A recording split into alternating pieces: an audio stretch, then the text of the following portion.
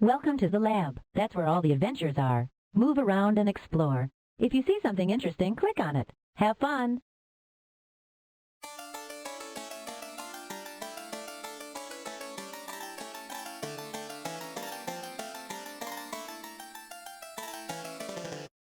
Welcome to Stonehenge. Move your mouse or use your arrow keys to explore this structure that has been standing for almost 5,000 years.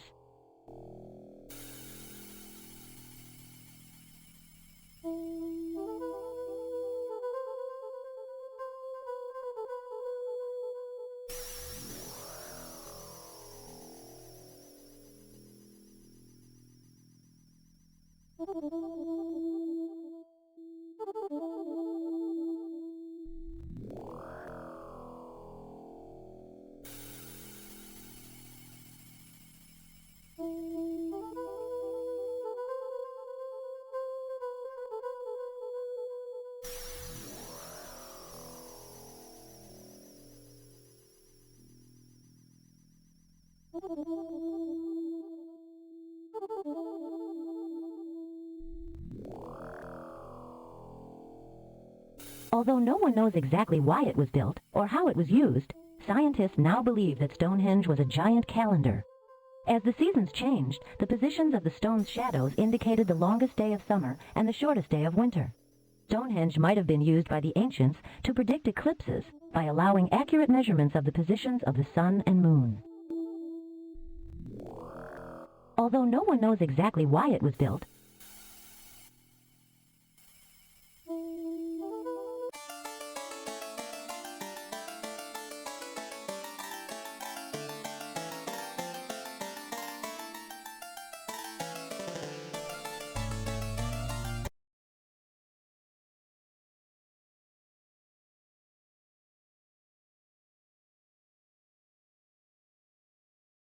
universal gravity.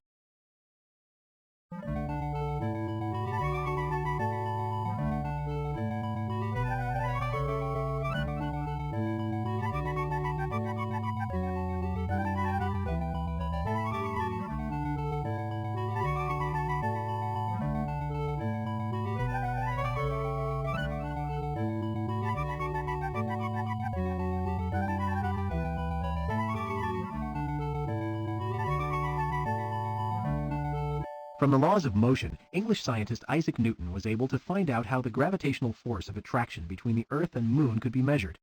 Most important of all, Newton figured that this law of gravitational attraction was true not only for the Earth and Moon, but between any two bodies in the universe.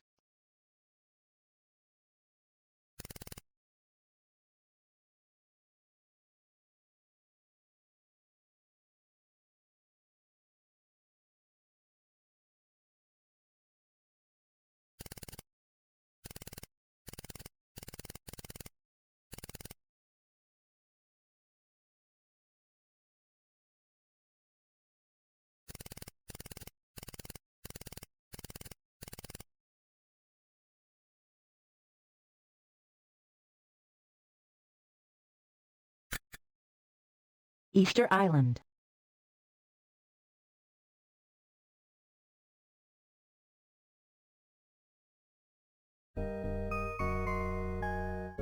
Mathematics and perspective.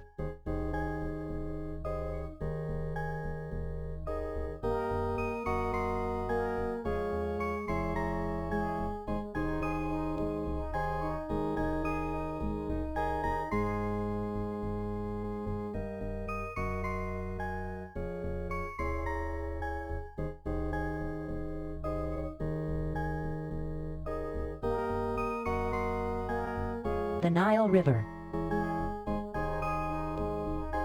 The source of the White Nile.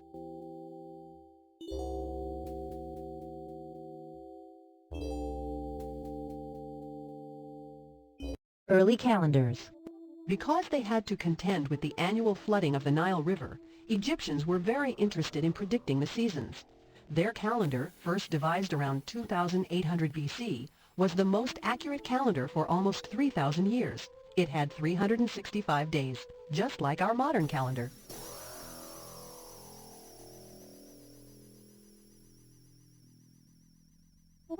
The leap year.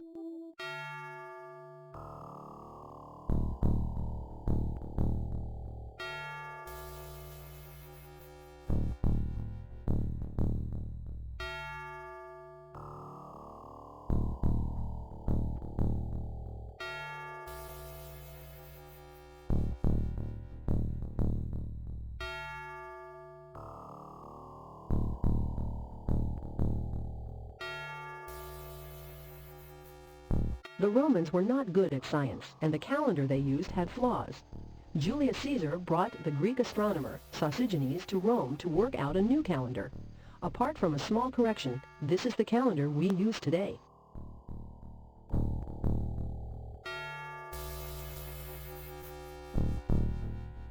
The speed of falling bodies. Aristotle said that the heavier an object, the more rapidly it would fall. Galileo disproved this. He studied balls as they rolled down inclined planes. No matter what their size, each of the balls fell at the same speed.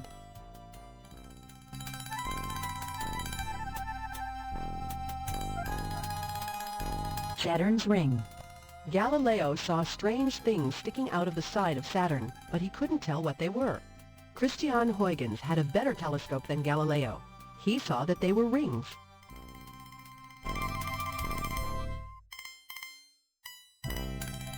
Saturnian system.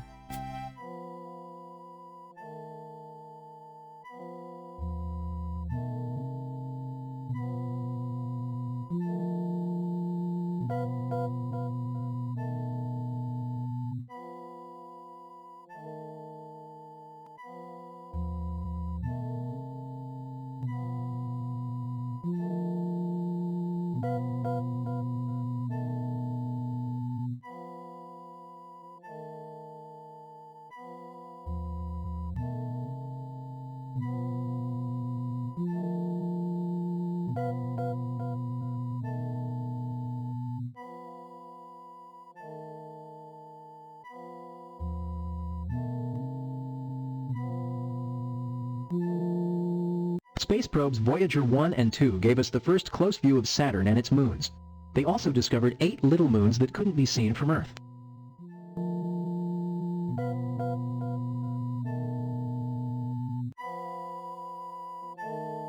Understanding Saturn's rings. French astronomer Edward Albert Roche calculated the effect of one body on another at relatively close range. He found that Saturn's rings are so close to the planet that the inner edge experiences a stronger gravitational pull than the outer edge. This difference, or tidal force, is enough to prevent the rings from coalescing into satellites.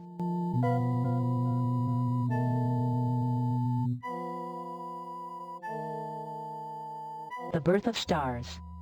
The more massive a star, the brighter it is, and the more rapidly it consumes its nuclear fuel and burns out. Our Sun came into being as a star only 4.5 billion years ago, some 10 billion years after the universe itself came into being. It will keep burning for only 5 or 6 billion more years.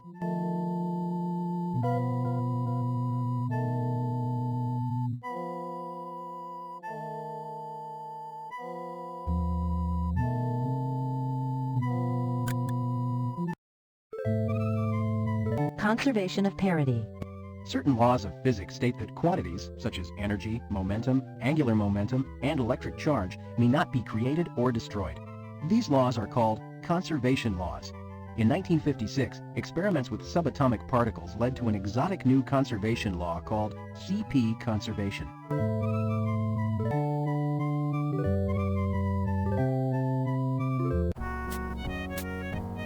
Wave mechanics. In 1926, Erwin Schrödinger decided that if electrons were viewed as waves rather than particles, then Bohr's electron orbits might make more sense.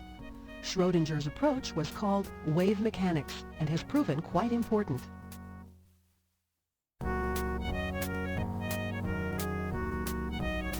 Electron diffraction. De Broglie had suggested that all particles had wave aspects. In 1927, physicist George Thomson sent a beam of fast electrons through thin gold foil. He demonstrated electron diffraction, proving de Broglie's theory.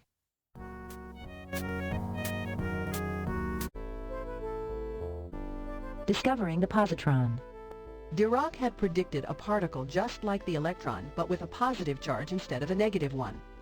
In 1932, Carl Anderson found the positively charged particle that Dirac had predicted. He called it the positron.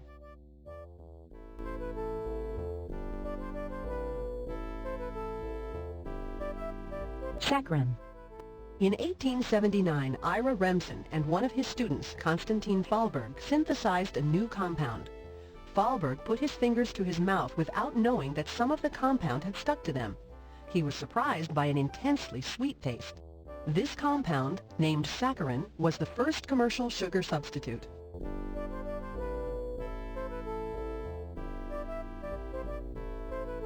Evidence of the Big Bang.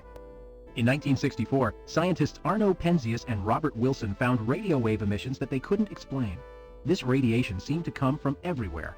Today, we believe that this background radiation is leftover evidence of the Big Bang at the birth of the universe.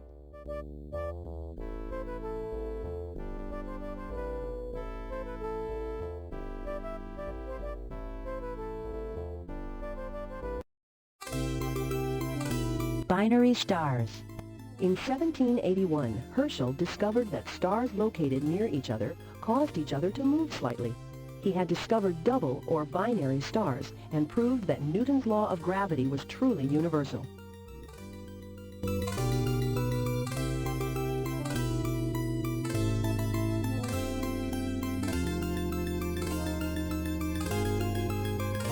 Improving rubber.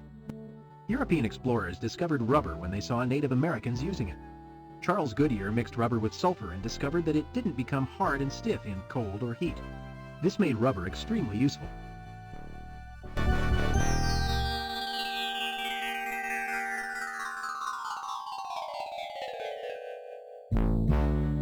Crystallography. René Just Hoy accidentally dropped a piece of calcite crystal that had a rhombohedral shape, a kind of slanted cube. When it broke, all of the pieces had a rhombohedral shape. No matter what the original shape, it broke into rhombohedrals. This was the beginning of the modern science of crystallography.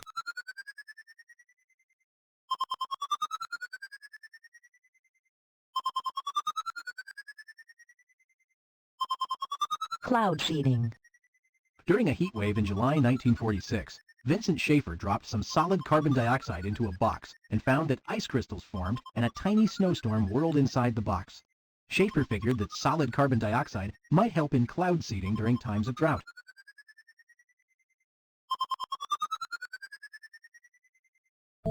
Glaciers. People who lived near mountain glaciers knew that glaciers, when advancing and retreating, scraped rocks. There were similar scrapes in rocks that were nowhere near glaciers. Ignaz Vanetz deduced that at one time, glaciers must have covered much more of the Earth than they do today.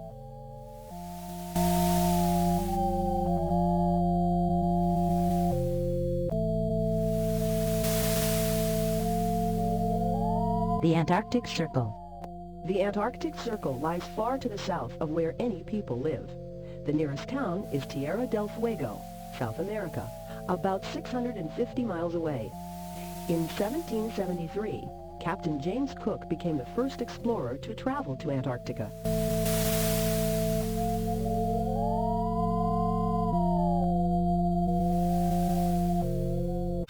Antarctica. During the years 1838 to 1840, Charles Wilkes sailed through the freezing Antarctic Circle. Ice stopped him from exploring the area on foot.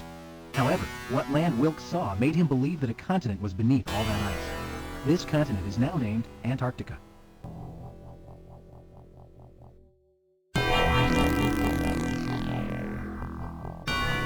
The Missouri River. Meriwether Lewis and William Clark led an expedition to explore the new Louisiana Territory. This was the first trip across the United States and back.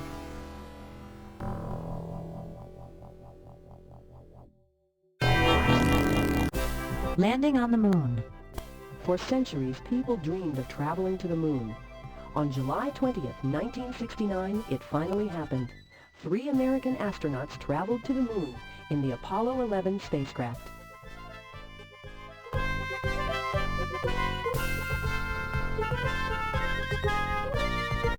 Apollo 13.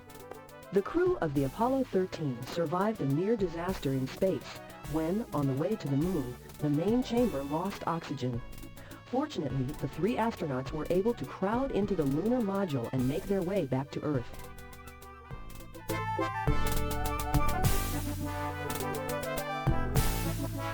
The discovery of oxygen.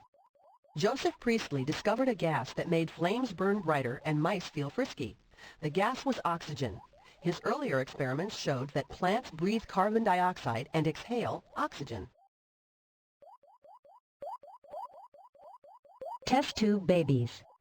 On July 28, 1978, a normal baby was born in Great Britain, from an egg that had been fertilized in a laboratory test tube rather than within the mother's body. Such a test tube baby could offer a way for couples to have children when, for one reason or another, fertilization within the body cannot take place.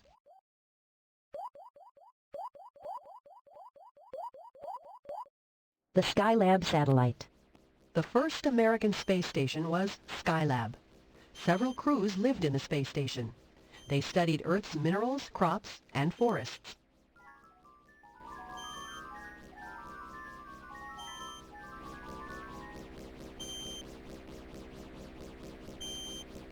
The Michelson interferometer. Scientists once believed that something called the ether filled all space, and that light, a wave, caused waves in the ether. Albert Michelson designed an experiment to measure the speed of the Earth through the ether. When his experiments failed, the existence of the ether was called into question.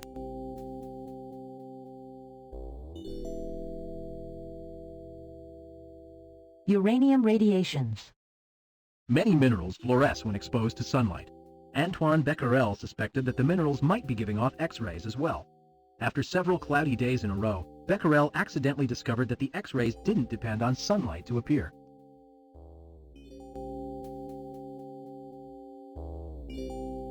Photography. Louis Daguerre found a way to make light fall on silver salts so that they would darken and produce a picture. He called this photography, from the Greek words meaning light writing. Instant cameras. Edwin Land invented a camera that made regular prints soon after the picture was taken. Other cameras made a reverse or negative image that had to be turned into a print by another step. The photographic negative. In 1841, English inventor William Talbot patented a device that formed a photographic negative on glass. Light could then be passed through the negative onto sensitized paper. The advantage of this two-stage process was that a number of positive prints could be made from a single original negative. Uranium radiations. Natural selection.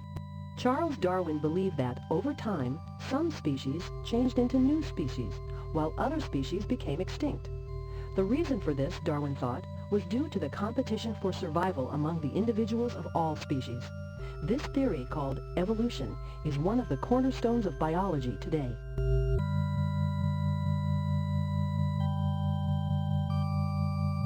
Small packets of energy. Max Planck was the first to suggest that energy might come in little packets.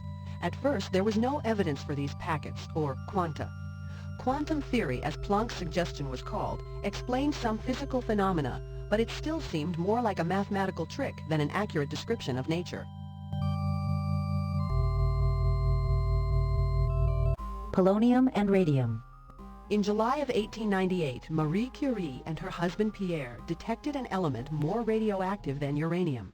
They called it polonium, after Poland, Marie Curie's native country. In December of that year, they detected another radioactive element. They called it radium because of its intense radioactivity. Uranium radiation.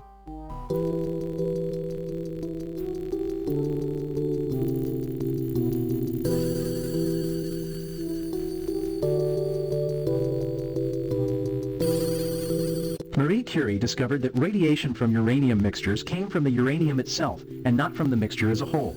The radiation was from the atoms, not the bigger molecules.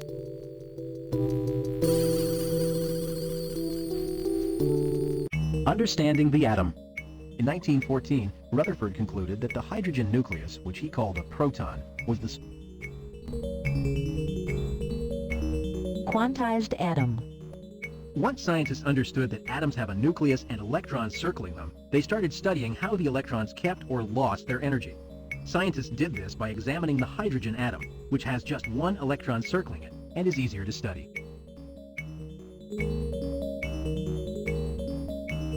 Embryonic development. German zoologist Hans Spemann was interested in the development of embryos. He found that individual cells of an embryo affected each other during development. For his work, Spemann was awarded the Nobel Prize for Medicine and Physiology in 1935. Chloroplasts. Many plants look green all over, but Julius von Sachs discovered that they are not. They actually just have spots of green chlorophyll. These spots are called chloroplasts. The cell.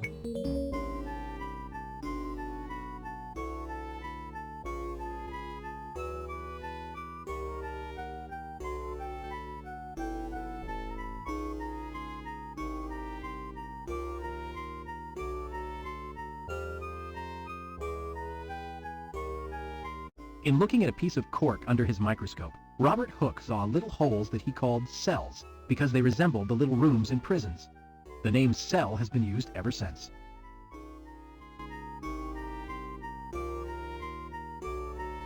Capillaries, tiny vessels. Marcello Malpighi examined the wings of bats under a microscope in 1660 and found a network of blood vessels that were too small to see with the naked eye.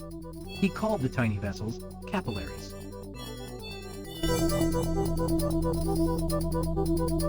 The cell. In looking at a piece of cork under his microscope, Robert Hooke saw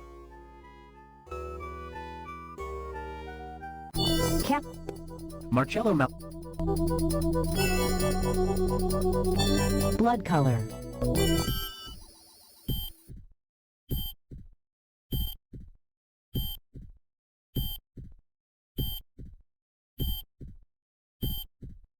Scientists knew that blood went to the lungs to pick up air, but no one was sure what happened once the blood got there. Richard Lower was the first person to notice that when dark blood taken from the veins is exposed to air, it turns red, suggesting a chemical reaction. Balloon angioplasty.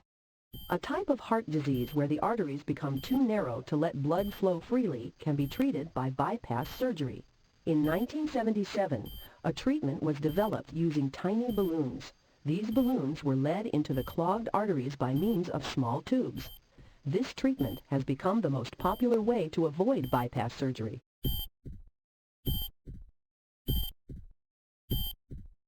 Artificial hearts.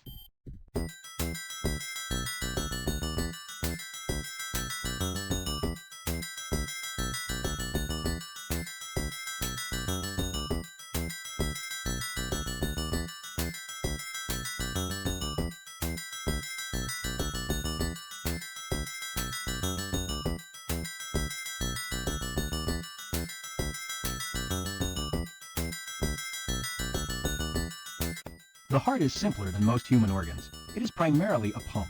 The first artificial heart was put inside a person in 1969. The patient lived for nearly 3 days with the artificial heart before it was replaced with a transplanted human heart.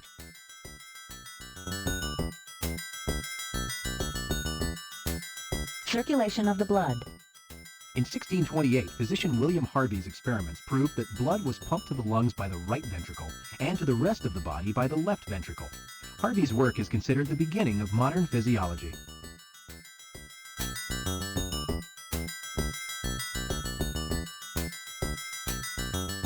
Human digestion. During an operation, an army surgeon named William Beaumont found that he could observe the changes in the stomach and extract samples of gastric juice. Beaumont's work was a source for much early information on the process of digestion.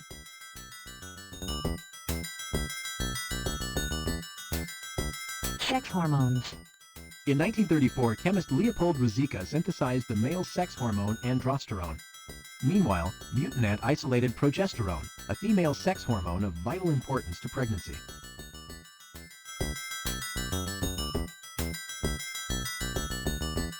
Chemotherapy.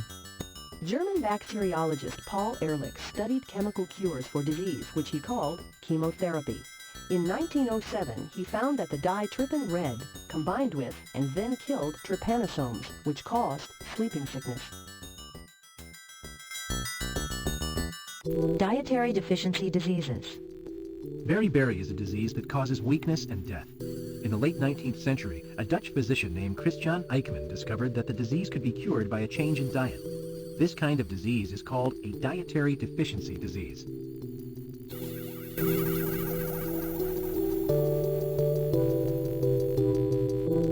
Acetylcholine. For hundreds of years, a disease called ergotism caused epidemics. In 1914, Henry Dale found a chemical in a fungus that grew on grain.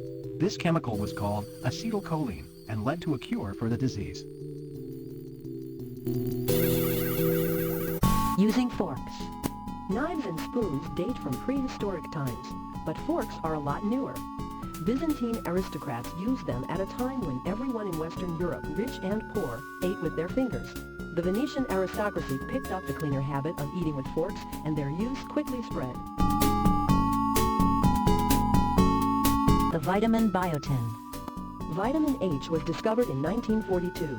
Biochemist Vincent du Vignol isolated tiny amounts of vitamin H in nearly pure form and worked out its very complicated two-ring structure. This compound is called biotin.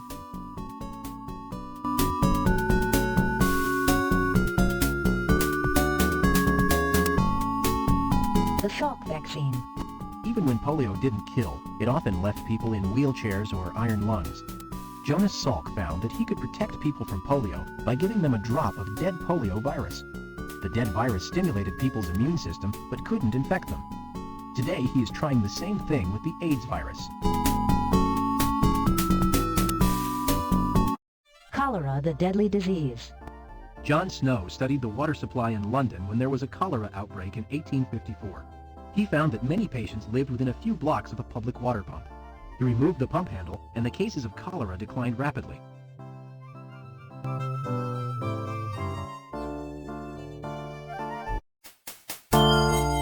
Smallpox and AIDS. In 1977, modern medicine finally beat the deadly disease of smallpox. Sadly, another deadly disease was identified in New York City that very same year. It is called Acquired Immune Deficiency Syndrome, or AIDS. This disease has spread quickly through much of the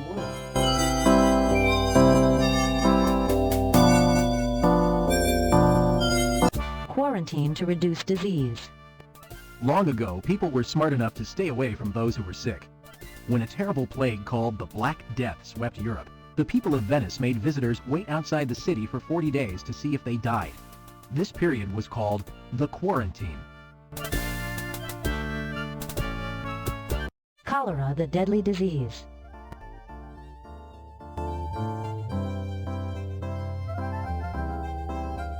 The vitamin H was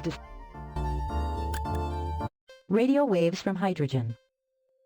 Dutch astronomer Hendrik van de Hulst believed that every once in a while, a hydrogen atom could change to another configuration. When it did, it would emit a radio wave. Any single hydrogen atom ought to do this only once in 11 million years or so. But Hulst detected many atoms in space that were undergoing this change.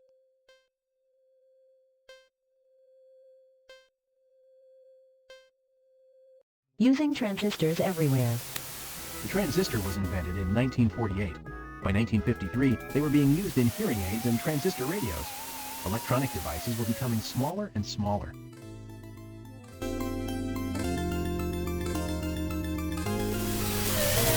The transistor.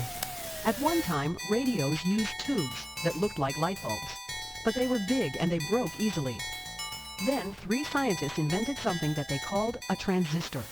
It was made in one piece, it was small, it was cheap, and it was hard to break.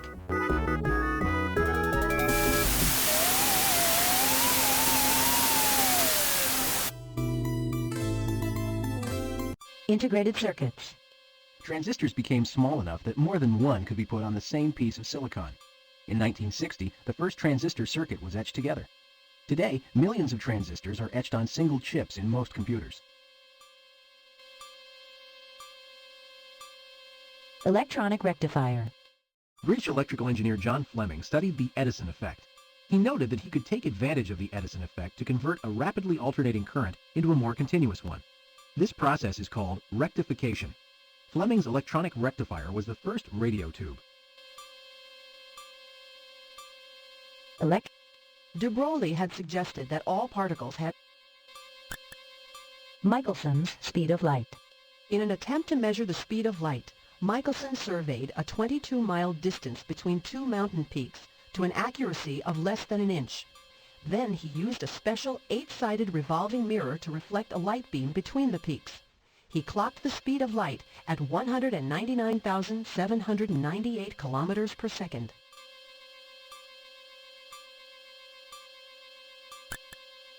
Plate tectonics.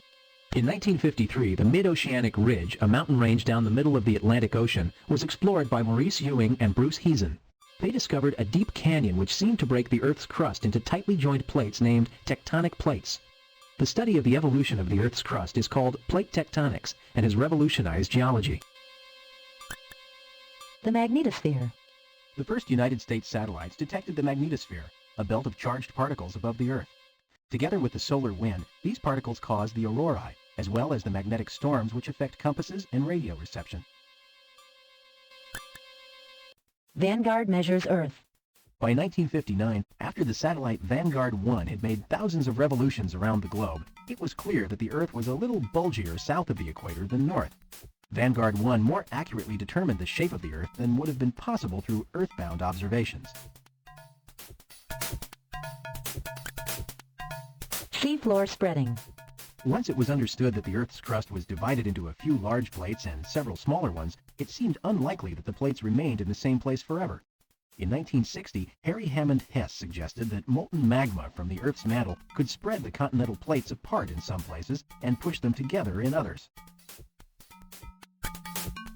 Silent Spring.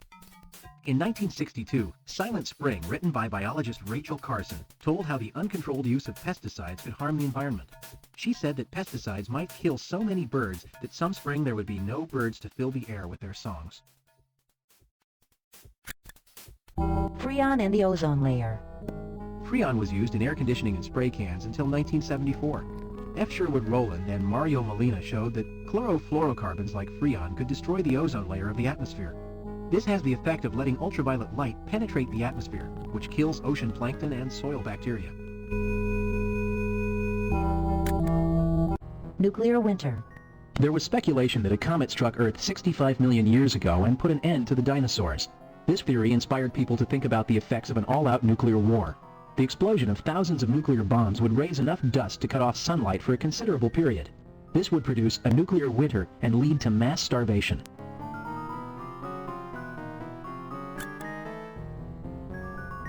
The Antarctic ozone hole.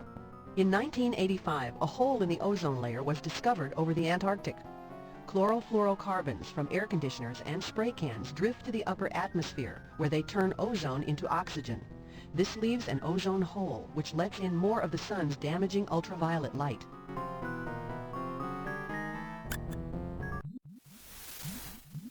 The greenhouse effect.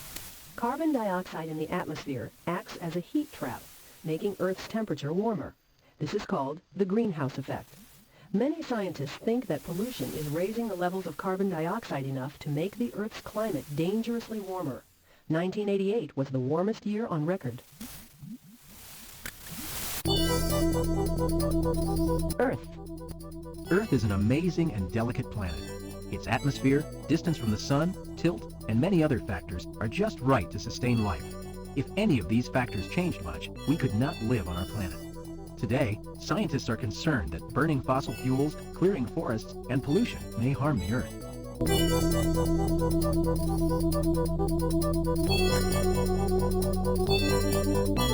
The Asian continent. Asia is the world's largest continent. It also has the most people. More than 3 billion people live on this enormous continent. Some of the world's largest countries are in Asia, including China and India.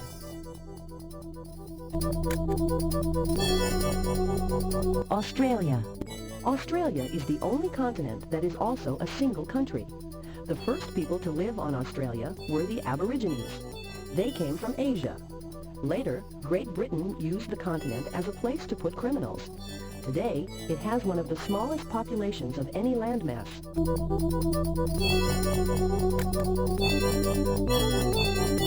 Eastern United States. Here is the northeastern United States, birthplace of the United States. Europeans settled in this area and spread west, but fights arose between settlers and Native Americans. Usually the Native Americans suffered the most. Great Lakes. Here are the Great Lakes of the United States and Canada. One of these, Lake Superior, is larger than several states. East of Lake Superior are Lakes Michigan, Huron, Erie, and Ontario. At the southern tip of Lake Michigan is the city of Chicago, Illinois.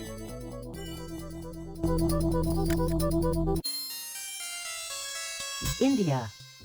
Mount Everest is the tallest mountain in the world. It is part of the Himalayan mountains in India, and it reaches 29,028 feet above sea level. Two important religions were also started in India. They are known as Hinduism and Buddhism. Japan and Korea. Japan was an isolated country almost 150 years ago, but rose to become a mighty military power that defeated the Russians, Chinese, and Koreans.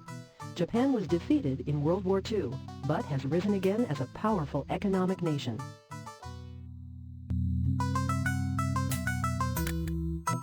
The Mediterranean. The Mediterranean is the birthplace of Western philosophy, government, and literature. In Greece, the great Socrates, Plato, and Aristotle laid much of the groundwork for philosophical thought. The Roman Empire stretched from the British Isles to the Euphrates River, forming an early republic. The Middle East. The Middle East is the origin of the religious life of the West. All of the major Western religions began there. Israel, birthplace of Judaism and Christianity, lies at the eastern edge of the Mediterranean Sea. Still further east is Saudi Arabia, where Islam began.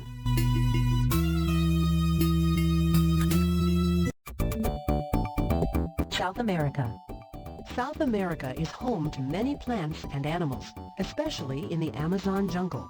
Unfortunately, there is less of this jungle every day because people are moving into the area and tearing down the forest.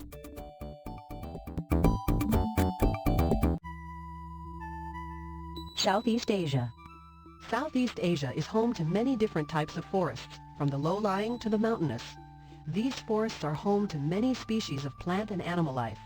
Unfortunately, with growing industrialization and pollution, many of these are threatened. North America. North America is a land of wide rolling plains, rugged mountains, the great Mississippi River, lakes that are among the largest freshwater bodies in the world, primitive forests, steaming jungles, dank swamps, and frozen tundra. It was first settled by tribal people from Asia, and later by Europeans. The Western United States. Some of the country's most magnificent sites are located in the western United States, including the Grand Canyon, Yosemite, the Painted Desert, Bryce Canyon, and Zion National Park.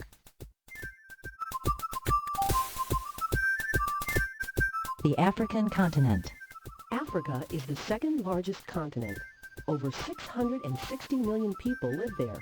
Many people think Africa is covered with jungle, but most of the land is either desert or dry areas called grasslands. Lightning fire.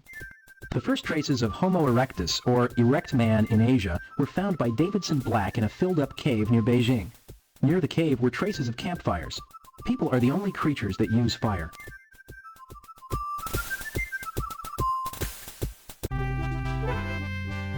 The Atlantic Ocean. The Phoenicians, the best sailors of their time, sailed through the Strait of Gibraltar and into the Atlantic Ocean. Ancient stories also tell how the Phoenicians sailed around Africa in about 500 BC. The trip took them 3 years. The spherical Earth. Although Pythagoras was the first person to have suggested that the Earth was spherical, Aristotle summarized the reasons. For instance, as one moves north, stars rise above the northern horizon and sink below the southern horizon. Also, the shadow of the Earth on the Moon during a lunar eclipse is always a circular arc. The tides. The Greek sailor Pytheas left the Mediterranean Sea to sail the Atlantic Ocean. He discovered tides, the daily rise and fall of the ocean, but people didn't believe him because the Mediterranean has almost no tides at all. Size of the Earth. The ancient Greeks knew that the Earth was round, but they did not know the distance around the world. The Greek scholar Eratosthenes realized that you could measure the distance around the Earth by measuring its curvature. He did this by triangulating between two Egyptian sites and the Sun. His answer, 25,000 miles, was very accurate. Earth's climactic zones. Sometime around 25 AD, Roman geographer Pomponius Mela gave us our current idea of the Earth's climatic zones. Believing the Earth to be ball-shaped, he divided it into a North Frigid Zone and a South Frigid Zone in the area of the poles, a Torrid Zone in the area of the equator, and North and South Temperate Zones in between.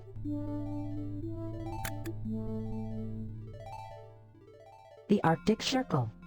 A Viking named Ottar sailed northward in 870. He wanted to see how far north the land went and if people lived there. Ottar went 125 miles north of the Arctic Circle. He may have been the first person to have crossed the Arctic Circle by sea.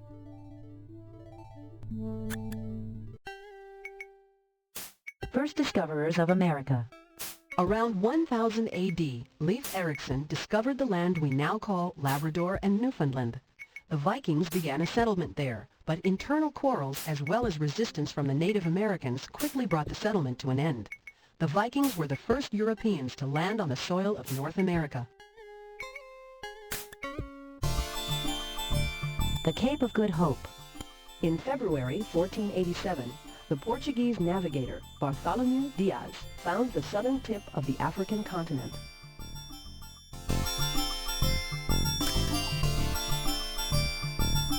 Discovering a New World. In 1492, Spanish rulers Ferdinand and Isabella gave Columbus 3 old ships and a crew of prisoners. Columbus sailed west and found islands near North America, but he thought he had reached India.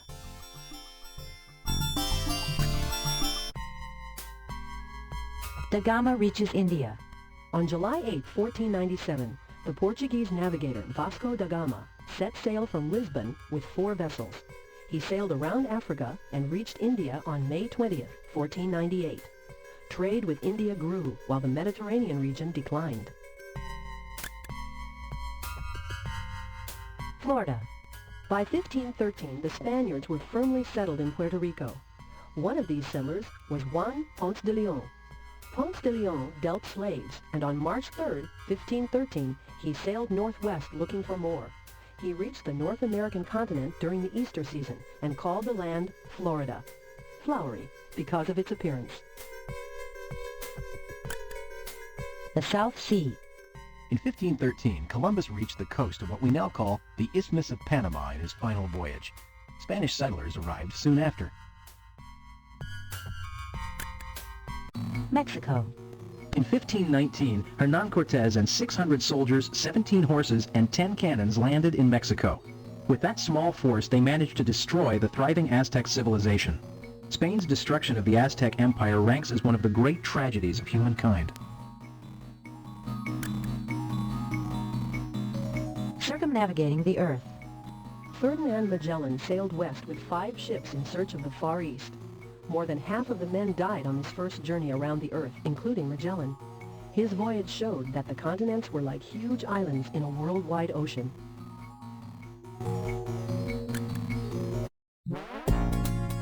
The Mississippi River. Over the course of 3 years, Spaniard Hernando de Soto explored what is now the southeastern United States. In 1541, he and his men were the first Europeans to see the Mississippi River and the first to cross it. The Amazon River. Francisco de Orellana found a river in South America unknown to Europeans. He followed it from April 1541 to August 1542. Along the way, Orellana found that Indian tribes appeared to be led by women. The river was named the Amazon, after the Greek women warriors called Amazons. The Northwest Passage. In 1576, Martin Frobisher sailed to North America with 3 ships and 35 men. Sailing northward from the Labrador area, he discovered Baffin Island, a large island west of Greenland. In a second voyage in 1578, Frobisher sighted Greenland itself. But Frobisher never discovered the practical Northwest Passage he was seeking. Drake Strait. In 1578, Englishman Sir Francis Drake sailed around the southern tip of South America and up the Pacific coast to what we now call San Francisco Bay. To return to England, Drake sailed west across the Pacific. Drake's ship became the first to circumnavigate the globe since Magellan 60 years earlier.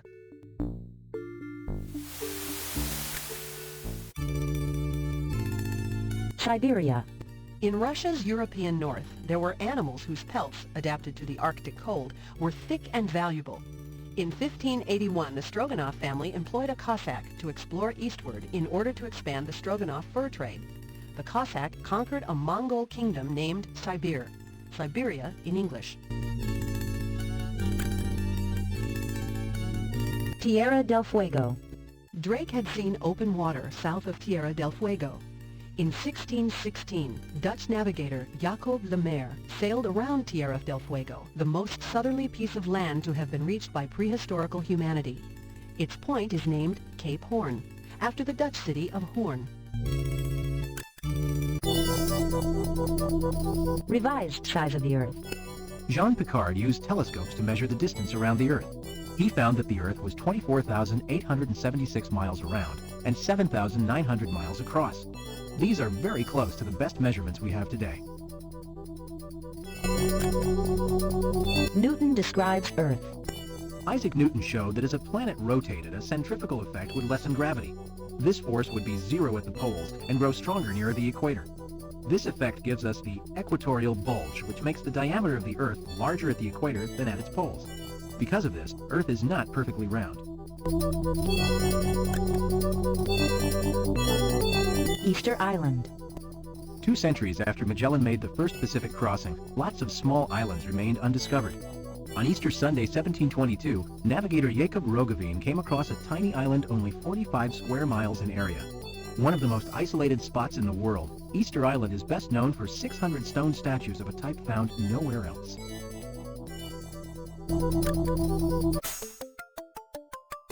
The Bering Strait.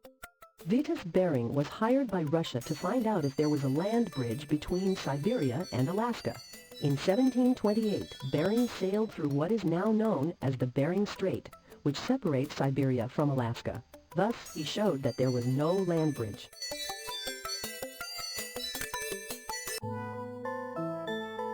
The bulge of the Earth. Newton had suggested that the Earth was not perfectly round. To see if that was true, 2 expeditions were sent out by the French in 1735. The results of their observations completely supported Newton. A degree of latitude was 1% longer near the poles than it was near the equator.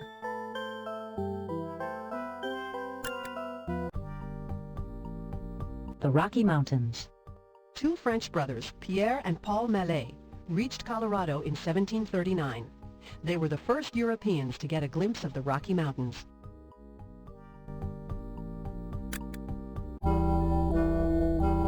The formation of the Earth. Buffon thought that the Earth was formed by the collision of the Sun with another massive body he called a comet. He tried to figure out the Earth's age by calculating how many years it would take to cool down from the temperature of the Sun to its temperature today. He thought the Earth might be 75,000 years old. Scientists now believe it is much older than that. Shaping the Earth. There is evidence that the Earth's surface has experienced many great changes in its history. In 1752, French geologist Jean-Tien Guittard noted that rocks he saw in central France had been exposed to great heat sometime in the past. This highlighted the central role of heat in shaping the Earth. Earthquakes. The Lisbon earthquake of 1755 led to the first serious earthquake study.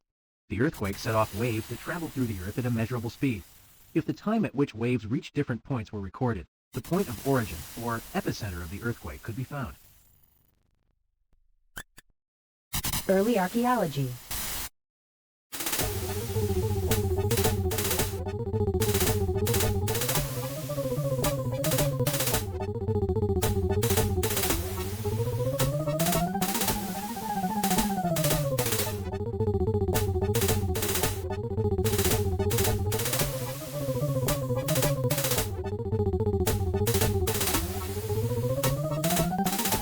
Nicholas Demarest said valleys were made by the streams that ran through them.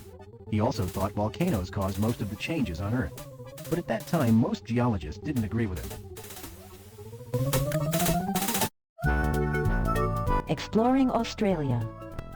In 1768, James Cook, also known as Captain Cook, started a journey across the Pacific. On this journey, he made detailed maps of the coast of Australia. For this, he is given credit as Australia's discoverer.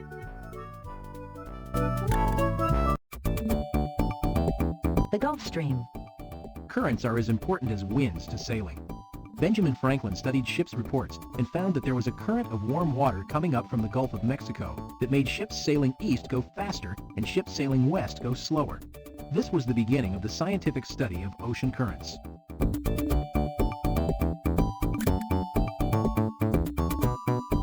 The Nile River.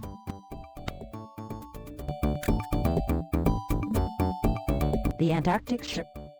The Antarctic Circle lies.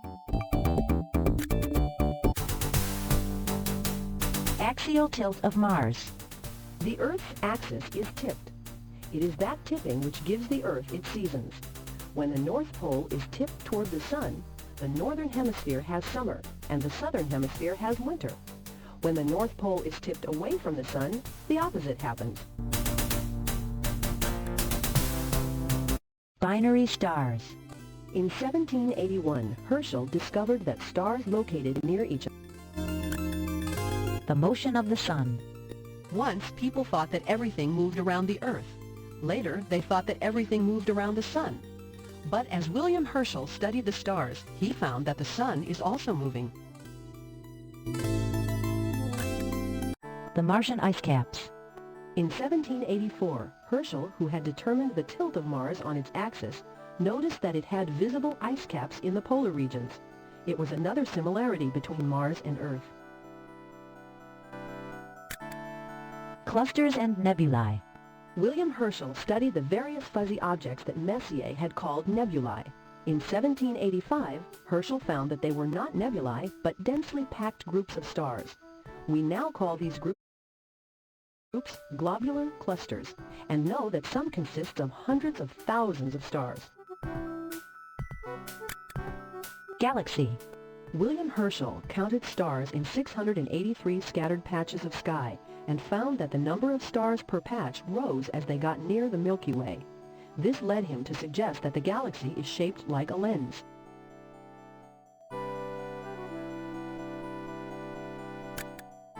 Moons of other planets. In 1789, Herschel discovered 2 more satellites of Saturn. Nearer to the planet than the others, these satellites would be the only ones discovered for half a century. Meteorites.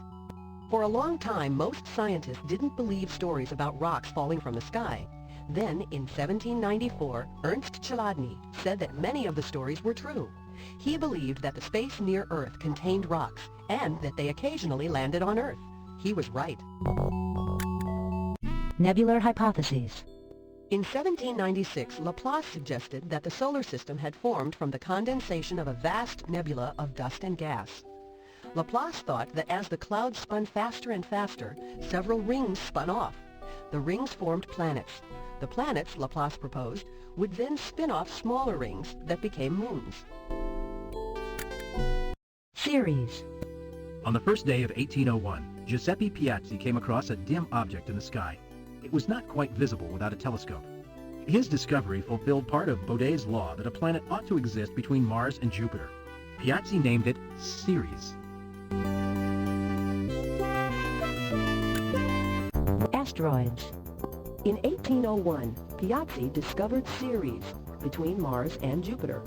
It seemed to be a planet, yet it was much smaller. In 1802, a group of German scientists discovered some more planets between Mars and Jupiter.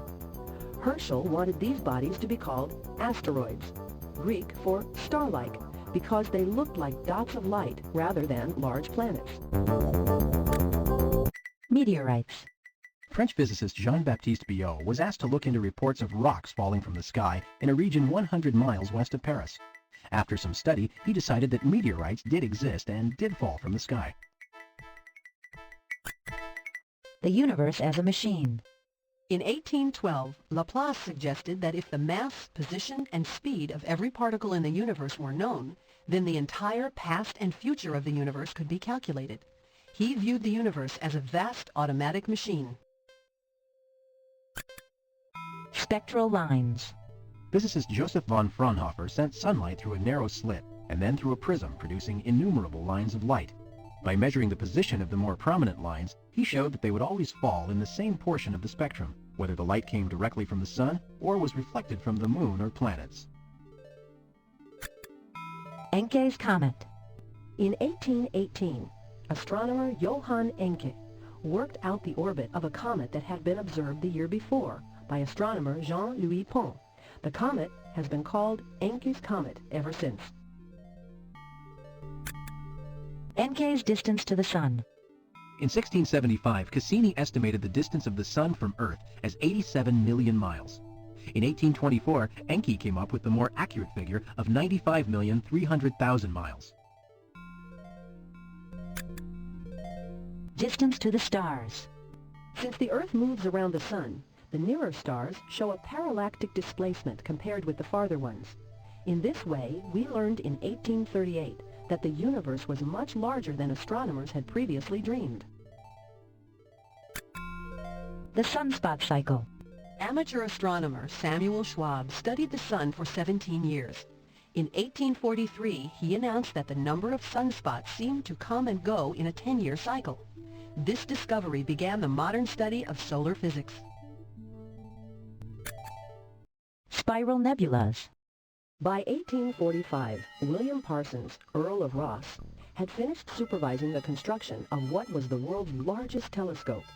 He used it to look at all kinds of objects in space, including cloudy bodies known as nebulas. Parsons found several nebulas that had a definite spiral shape, so he called them spiral nebulas. Neptune. In 1821, astronomers noticed that the planet Uranus was drifting from its normal position. Why? A new planet was discovered near Uranus. Its gravity was pulling at Uranus. The planet was called Neptune, after the Roman god of the sea. The Crab Nebula. Lord Rosse had a giant telescope through which he could see spiral nebulas. He looked for the first nebulosity on Messier's list and found an irregular patch of fog where the star had appeared in 1054. The foggy patch seemed to have legs like a crab, and he called it Crab Nebula. Understanding Saturn's rings. Ariel and Umbriel. In 1851, Lassell found the third and fourth satellites of Uranus. He named them Ariel, from Shakespeare's The Tempest, and Umbriel, for a spirit in Pope's The Rape of the Lock. Sunspots. In 1850, The Age of the Sun. Hermann von Helmholtz said gravity powered the sun. He thought that the sun gave off heat as it became smaller. But if his theory was correct, the sun would have once been so big that it would have touched Earth's orbit. Helmholtz had an interesting idea, but it was wrong. Saturn's particle rings. By 1857, it seemed very likely that Saturn's rings were composed of many small particles, and in that year, Maxwell showed that this was indeed so. Solar flares.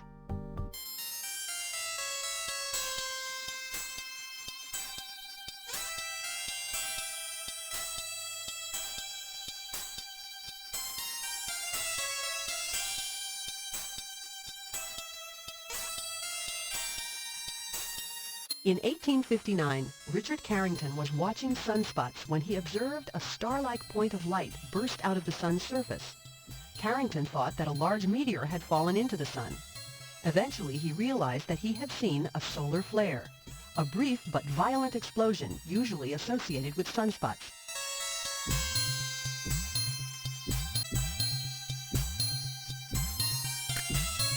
Solar prominences. In 1860, Warren de la Rue traveled to Spain to observe a total eclipse of the sun.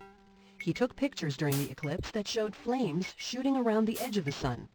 These were called solar prominences and were evidence of violent activity on the sun. This was the first astronomical discovery to be made as the result of photography. Hydrogen in the sun. In 1862, Swedish physicist Anders Engström discovered hydrogen in the sun. Later, he published a map of the spectrum in which he located about 1,000 lines. He measured the wavelengths represented by each line in units equal to a 10/1000th of a meter. That unit is still called the angstrom. Constitution of the stars. English astronomer William Huggins studied the spectra of some of the brighter stars. In 1863, he found that their spectral lines were those of the old familiar elements. That meant that the entire universe could be made up of the same elements. The Orion Nebula. Some glowing patches in the sky turned out to be groups of faint stars. But there are some glowing patches that are what they appear to be, glowing gas. When William Huggins studied the Orion Nebula, he found that it was a giant cloud of gas, though it does have stars within it.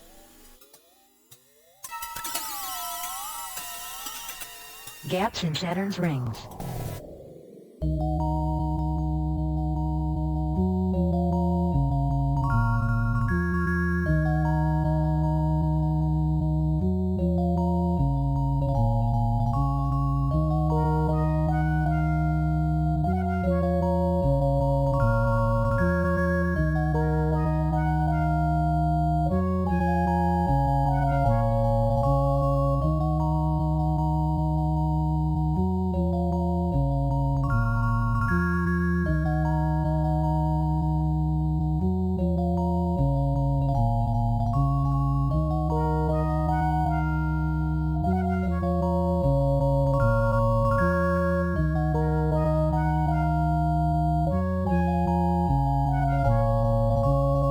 By 1866, nearly 90 asteroids had been discovered and their orbits figured out.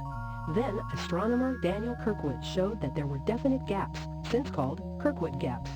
These gaps are due to asteroids being either forced farther from the Sun or nearer to it by Jupiter's gravitational force. Composition of an... In 1866, Huggins studied the spectrum of a nova. From its spectrum, he showed that the nova was surrounded by a cloud of hydrogen. This observation was the first indication that hydrogen might be an important part of the universe's makeup. Martian satellites. Martian canals. Italian astronomer Giovanni Schiaparelli mapped the surface of Mars. Using a strong telescope, he saw dark, narrow markings that looked like channels. The Italian word for channel is canale. It was mistranslated as canal for nearly a century after Schiaparelli's discovery. Nebular photography. As the art of photography advanced, it grew steadily more important. In 1880, Draper photographed the Orion Nebula. Scientists could see that the nebula was a cloud of dust and gas lit by its stars. Mercury's rotation. Schiaparelli, who had been the first to see the markings on Mars, went on to study markings on Mercury. He observed that Mercury always had the same side facing the Sun. Since Mercury was so close to the Sun, Schiaparelli thought tidal influences produced this effect. Asteroid photography. In 1891, astronomer Maximilian Wolf used a camera to look for asteroids. He discovered over 500 of them. There may be 100,000 asteroids that are at least a mile wide. Amalthea, a moon of Jupiter. In 1892, American astronomer Edward Barnard observed the space near Jupiter with his telescope. He spotted a satellite only 125 miles wide. This was the 21st satellite to be discovered, and the last found without photography. Phoebe, a moon of Saturn. In 1898, American astronomer William Pickering discovered a ninth satellite of Saturn. He named it Phoebe after the sister of Kronos in Greek myth. Phoebe was far more distant from Saturn than its other known satellites, and it revolved around the planet clockwise rather than counterclockwise. Space flight.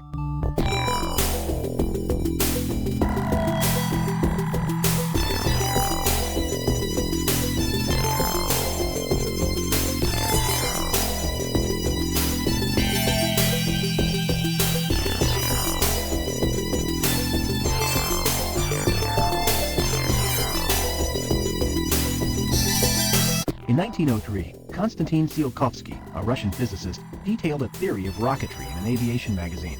He described spacesuits, satellites, and the colonization of the solar system.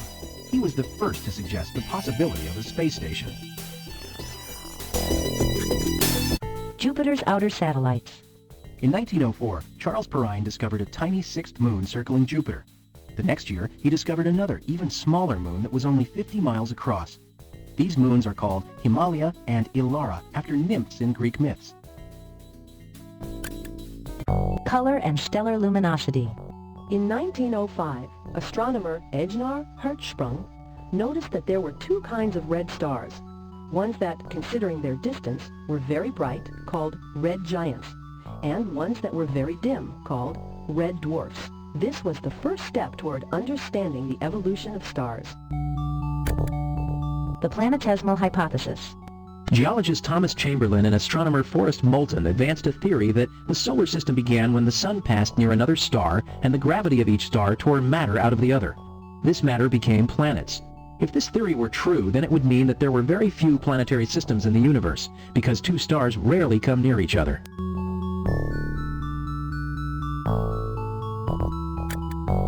Space-time. Einstein's theory of special relativity forced many physicists to rethink their view of the universe. Mathematician Hermann Minkowski demonstrated that relativity made it necessary to think of time as a kind of fourth dimension. In Minkowski's view, the universe consisted of a combined space-time. Sunspots and magnetism. By examining the spectra of sunspots, Hale was able to show that they were in a strong electromagnetic field. It was the first time a magnetic field had been found in any astronomical object but Earth itself.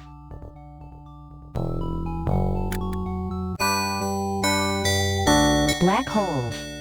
Astronomer Karl Schwarzschild used Einstein's theories to study the case of a star that grew smaller and smaller until the pull of gravity made it collapse into a bottomless hole in space.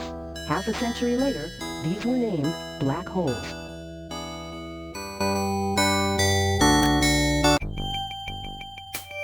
Center of the galaxy. Using the positions of groups of stars known as globular clusters as his guide, Harlow Shapley found that the center of the Milky Way galaxy was nowhere near our solar system. Instead, Shapley discovered that the center of our galaxy is in the constellation Sagittarius. Novas in Andromeda. Scientists used to argue over the makeup of the Andromeda Nebula and how far away it might be. Heber Curtis observed a large number of faint novas in Andromeda and concluded it was a distant galaxy. The stellar diameter. In 1920, Michelson, who had first used his interferometer to compare the speed of light in different directions, used it for another purpose. He attached a 20-foot interferometer to a new 100-inch telescope and made measurements from which he could calculate the size of the star Betelgeuse. It worked out to be 300 times the width of our sun. Expansion of the universe. People knew Einstein's theory of general relativity allowed for a naturally expanding universe if there was no matter in existence. In 1922, the Russian mathematician Alexander Friedmann showed that a universe containing mass would also expand naturally. Cepheids in Andromeda. In 1923, American astronomer Edwin Hubble used a new 100-inch telescope to study the Andromeda Nebula, which some people thought was a distant galaxy. Hubble showed that it was indeed a nebula, and not a whole galaxy. Liquid fuel rockets. Isaac Newton had shown that rockets were one way of traveling through outer space. American scientist Robert Goddard thought that a rocket could use a liquid fuel such as gasoline. His first liquid fuel rocket flew almost 200 feet into the air. The Big Bang.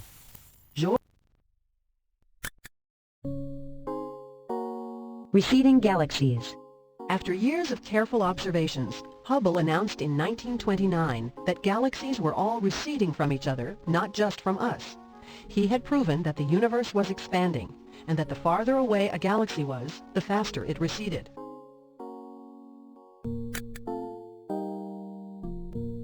Solar composition.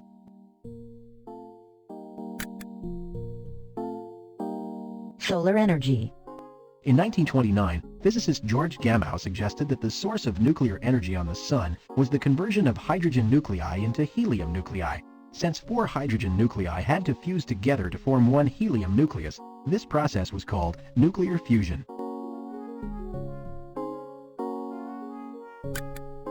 Coronagraph. In 1930, astronomer Bernard Ferdinand Liot invented the coronagraph, a telescope that allowed him to see the inner corona of an uneclipsed sun. This invention meant that astronomers no longer had to wait for total eclipses to study the corona and its spectrum. Temperature of the moon. In 1930, Nicholson Pettit made the first accurate measurement of the temperature of the moon's surface. The sunlit side of the moon reaches a maximum temperature of 117 degrees Celsius, well above the boiling point of water. The night side of the moon sinks to a temperature of negative 169 degrees Celsius, far colder than Antarctica at its coldest. A vacuum in space. Back in 1930, most people thought that the space between planets and stars was empty. But Robert Trumpler noticed light from distant stars was dimmer and more reddish than expected, as though it had traveled through dust before reaching the Earth.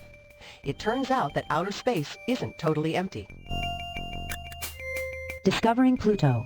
Clyde Tombaugh hunted for new planets by comparing pictures of the night sky taken on one night with pictures taken on another night. If anything moved in the pictures, it might be a planet. In February of 1930, he spotted a flicker that was a new planet. He named it Pluto. Radio from space. Radios produce a crackly noise called static. Carl Jansky found that some static is caused by radio waves coming from the center of the galaxy. Scientists now examine radio signals from space to find not only new stars, but also whole new galaxies. Supernovas. In 1885, a nova appeared in the Andromeda Nebula. When Hubble showed that the Andromeda Nebula was really a far distant galaxy, astronomer Fritz Zwicky suggested that these novas were really supernovas. Because a supernova can shine with a brilliance equal to the total light of an average galaxy, it can be seen as well as a galaxy can. Radio telescope. Grote Reber built the first radio telescope in his backyard. It was a parabolic reflector 31 feet in diameter. Reber discovered points in the sky that emitted radio waves strongly. He even prepared the first radio map of the sky. The sun's energy source. In 1938, physicist Hans Bethe explained how hydrogen fusion takes place in the sun's core, and that it is the source of its energy. Distance to the sun. Seyfert galaxies. In 1943, astronomer Carl Seyfert detected an odd galaxy with a very bright spot at the center. This was the first sighting of an active galaxy, one with a center that seemed to be the site of unusually intense activity. We now believe that 1% of all galaxies are Seyfert galaxies. New nebular hypothesis. In 1944, Weizsäcker worked out a new theory for the origin of the solar system. He contended that if there were some turbulence in the outer layers of a nebula, then as that nebula condensed, it would slowly form planets in orbits very much like the ones we observe. Crab Nebula as a radio source. In 1947, John C. Bolton used a radio telescope that was sensitive enough to locate an object emitting radio waves. He then used a traditional optical telescope to examine the object.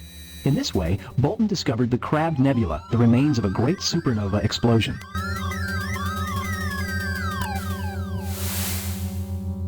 Miranda.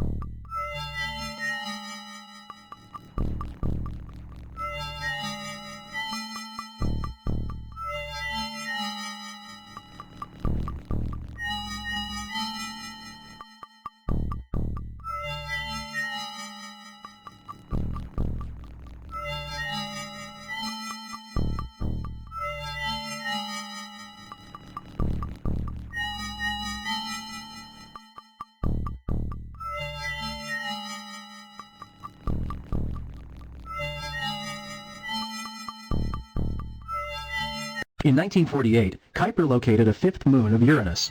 Since 3 of the satellites had been named for spirits from Shakespeare's plays, Oberon, Titania, and Ariel, Kuiper named the new satellite Miranda, after the heroine of Shakespeare's The Tempest.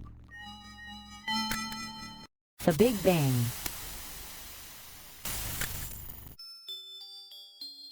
The structure of comets. The tail of a comet was explained by astronomer Fred Whipple in 1949. He said that comets were basically icy, made up of silicate dust and gravel. When heated by the sun, a comet's ice explodes and the dust forms a hazy tail behind it.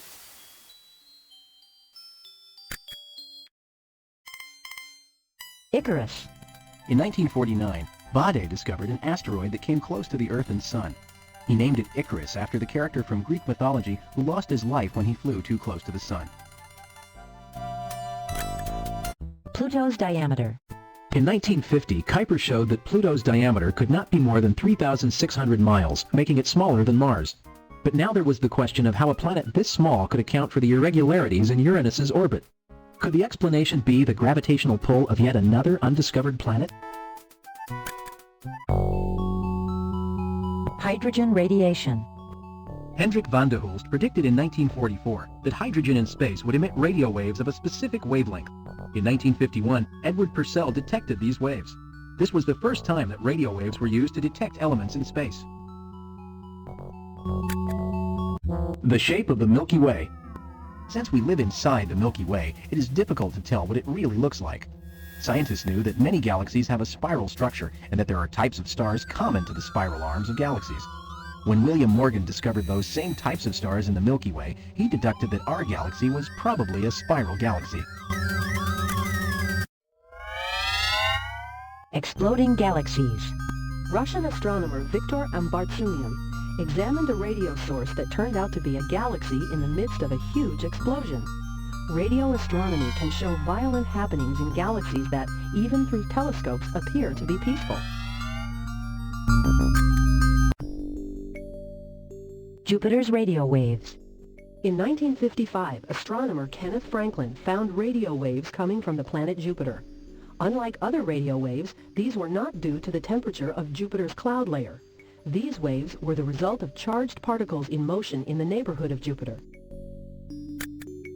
The birth of stars. The more massive a star, the brighter it is, and the more rapidly it consumes its nuclear fuel and burns out. Our Sun came into being as a star only 4.5 billion years ago, some 10 billion years after the universe itself came into being. It will keep burning for only 5 or 6 billion more years. The temperature of Venus. It had been assumed that Venus, being closer to the Sun than Earth, would be warmer than Earth. It has a thick cloud layer that could reflect much of the Sun's radiation. This cloud layer seemed to imply that Venus had a great deal of water and might have a mild climate. But in 1956, a team of American astronomers found that Venus is too hot to sustain life. The Soviet space program. After World War II, the United States thought it would be the first nation to launch a satellite into orbit. It was a big shock when the Soviet Union launched Sputnik 1, Russian for satellite, on October 4, 1957. Solar X-rays. The firing of rockets beyond the atmosphere made it possible to detect X-rays coming from astronomical objects. In 1958, Herbert Friedman, who had previously shown that solar flares emitted X-rays, detected X-rays coming from the Sun's corona. The solar winds. Sometimes when a solar flare appeared on the Sun, it was followed a few days later by a magnetic storm on Earth. Physicist Eugene Parker said that the Sun constantly emitted charged particles, a solar wind. He thought a solar flare might be the source of an unusually large gust of such particles, leading to the magnetic storm. He was right. Human beings in space. On April 21, 1961, Yuri Gagarin was put into orbit by the Soviet Union in the spaceship Vostok 1. He circled the Earth once in 89 minutes. On August 6, 1961, a second Soviet cosmonaut, German Titov, circled the Earth 17 times and stayed in space a full day. The distance to Venus. After bouncing microwaves off of the Moon, scientists next bounced them off of Venus. The reflected waves were received by 5 teams, 1 Soviet, 1 British, and 3 American. Americans in space. On February 20th, 1962, the United States launched Friendship 7. Riding inside the space capsule was astronaut John Glenn Jr. Glenn became the first American to orbit the Earth. He circled it 3 times and stayed in space for 5 hours.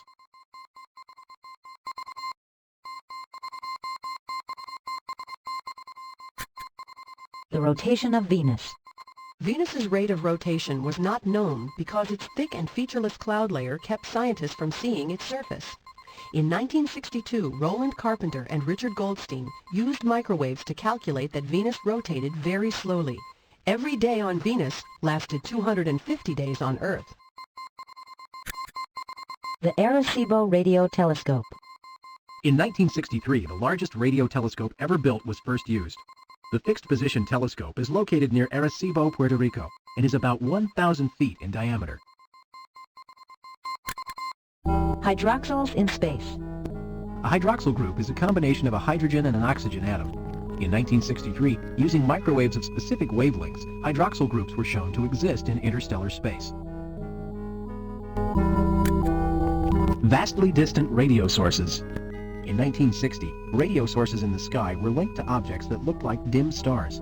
Further observations revealed that quasars are not stars at all, but galaxies with extremely active centers. Because only the centers can be seen, they have a star-like appearance. Quasars have been detected that may be over 12 billion light-years away. Woman in space. On June 18, 1963, with the space age nearly 6 years old, the Soviet Union launched Vostok 6. Inside it was Valentina Tereshkova, the first woman to orbit the Earth. X-ray sources. Through most of history, the only information reaching us from the stars was the light we could see from Earth.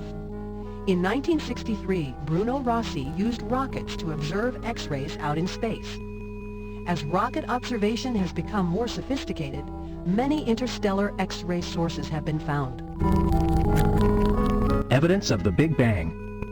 In 1964, scientists Arno Penzias and Robert Wilson found radio wave emissions that they couldn't explain. This radiation seemed to come from everywhere. Today, we believe that this background radiation is leftover evidence of the Big Bang at the birth of the universe. The rotation of Mercury. In 1965,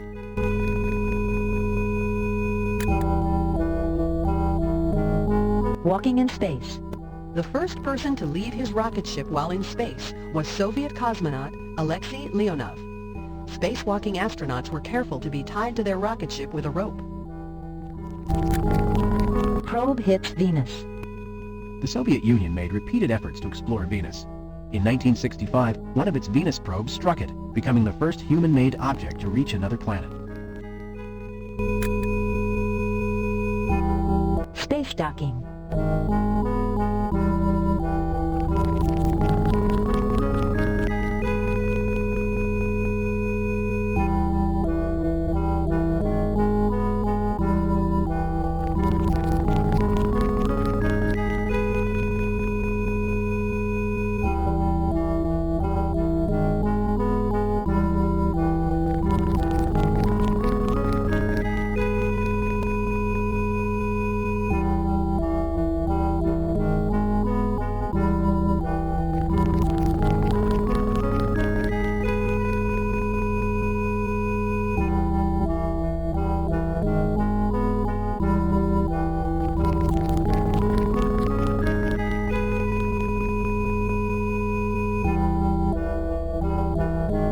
On March 16th, the American satellite Gemini 8 linked up with another orbiting vessel. This was the first actual docking of one space vessel with another, a maneuver essential if human beings were to be sent to the moon and brought safely back. Space rendezvous. In 1965, Gemini 7 approached within several feet of Gemini 6. It was the first space rendezvous. Then in 1966, Gemini 8 linked with another orbiting vessel. This was the first space docking, a maneuver necessary to send people to the moon.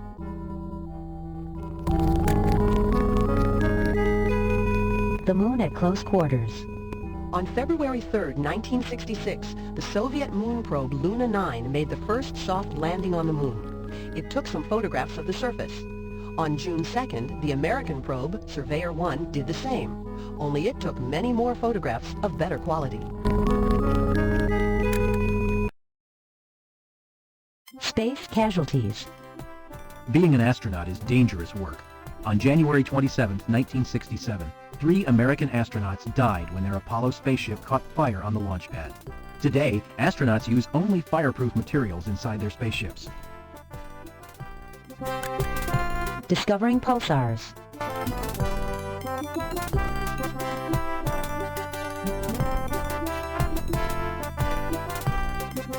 British astronomer Anthony Hewish supervised the construction of a special device with 2,048 separate microwave receivers. In 1967, this device detected very brief bursts of microwaves from a place midway between Vega and Altair. Astronomical objects that emit bursts of microwaves are now called pulsars.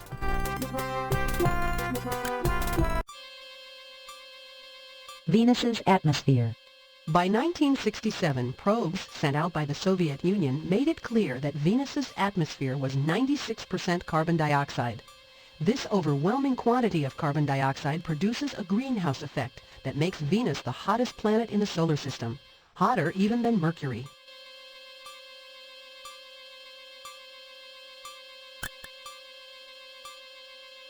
Astrochemistry. Scientists did not expect molecules with more than 2 atoms to be found in space. In 1968, microwave detectors were used to find water molecules with 3 atoms each, and ammonia molecules with 4 atoms each in gas clouds located between the stars. Circling the moon. On September 17, 1968, the Soviet probe Zond 5, with no crew aboard, flew around the moon. On December 24, 1968, the American spacecraft Apollo 8, with 3 astronauts aboard, circled the moon 10 times. The next step would be a landing on the moon itself. Solar neutrinos. Frederick Rains tried to detect neutrinos from the sun. He set up a huge tank containing 100,000 gallons of tetrachloroethylene in a deep mine in South Dakota. The rock and earth above the tank absorbed all radiation other than neutrinos. By 1968, he had found evidence of solar neutrinos. Human beings on the moon.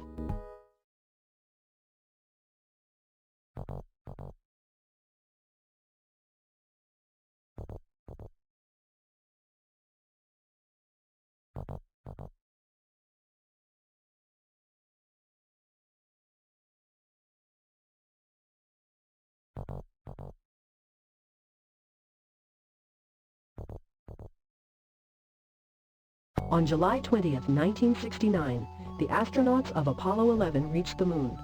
Neil Armstrong and Edwin Aldrin Jr. landed on the moon while Michael Collins remained in orbit. Neil Armstrong stepped out and said, "That's one small step for man, one giant leap for mankind." Apollo 13. The crew of the Apollo 13 survived a near disaster in Black hole evaporation. Scientists believed that black holes just kept growing. However, in 1970, Stephen Hawking said that black holes might actually grow smaller in a process he compared to evaporation. This would prevent the universe from eventually becoming a collection of black holes. The mapping of Mars. On May 30, 1971, the United States launched the Mars probe Mariner 9. When it arrived at Mars, the probe became the first human-made object to be placed into orbit around another planet. Bringing moon rocks to Earth.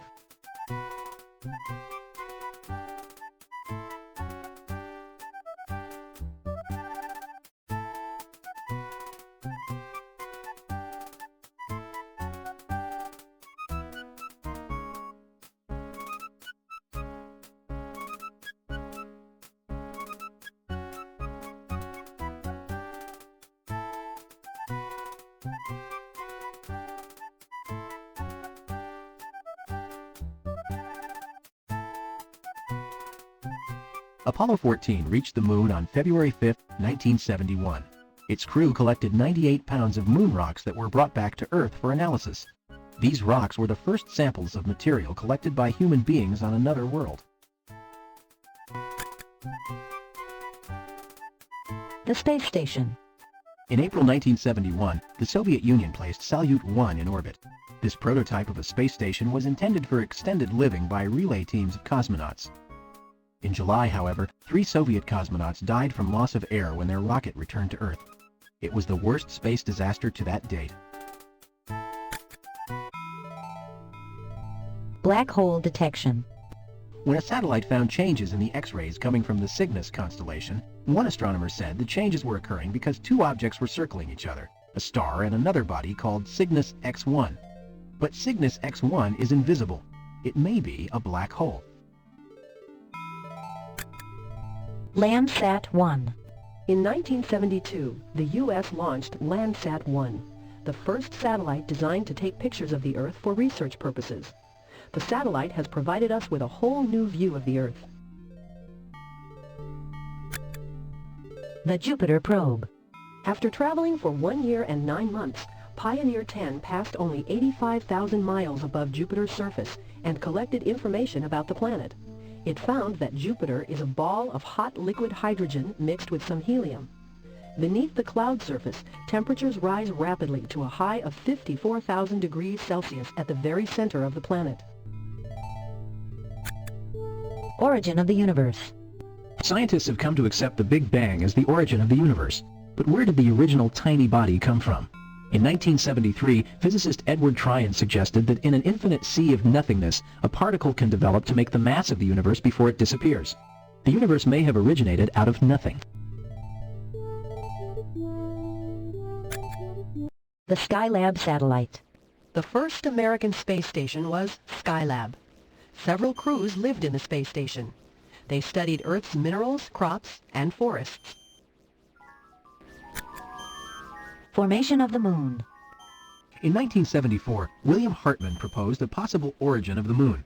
He suggested that a planet the size of Mars had bumped into the Earth. It knocked off part of the Earth's outer layers, which became the moon. Computer replays make his idea seem likely.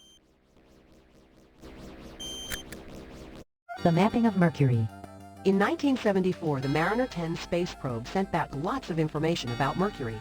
The probe photographed the planet and recorded how fast it spins, its temperature, its size, and its weight. Findings made by the probe also showed that Mercury has no moon or atmosphere. The surface of Venus. In 1975, the Soviet probes Venera 9 and Venera 10 made successful soft landings on the planet Venus. They took photographs of Venus's rocky surface. Enough light penetrated the cloud layer to make photographs possible.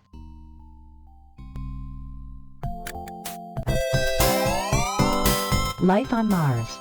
When the Viking 1 and 2 space probes went to Mars, they found a rocky surface with more iron and sulfur and less aluminum, sodium, and potassium than Earth's surface contains.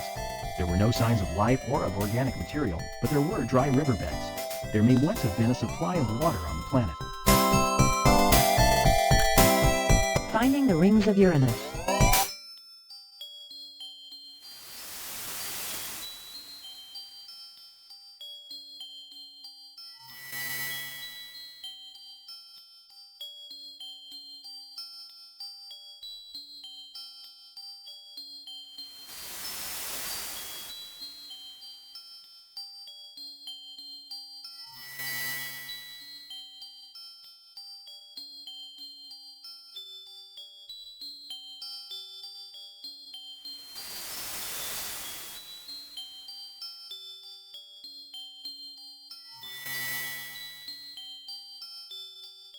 On March 10, 1977, the planet Uranus moved in front of a bright star in the constellation of Libra.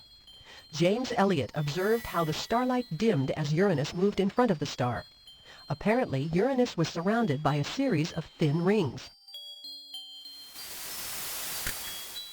The Vela pulsar.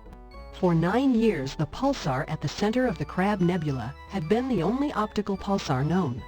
In 1977, a second optical pulsar was discovered in the Vela Nebula. It seemed to be the remnant of an old supernova explosion.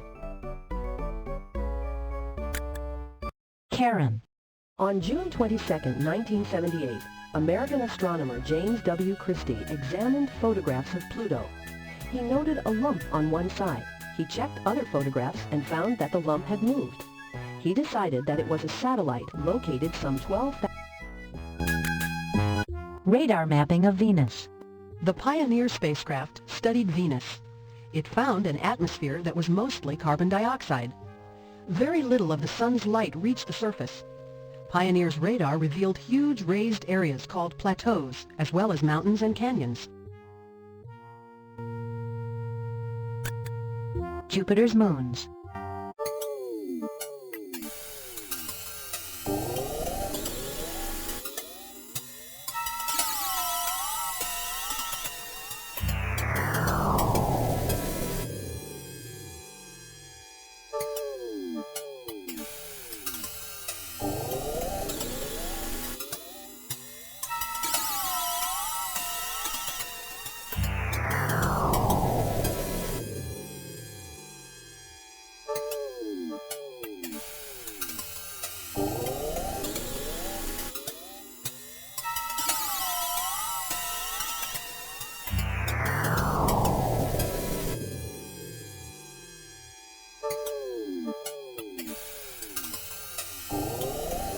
The Voyager 1 and 2 spacecraft passed by the planet Jupiter and took pictures of Jupiter's moons. Two of Jupiter's moons are Europa and Io. Saturnian system.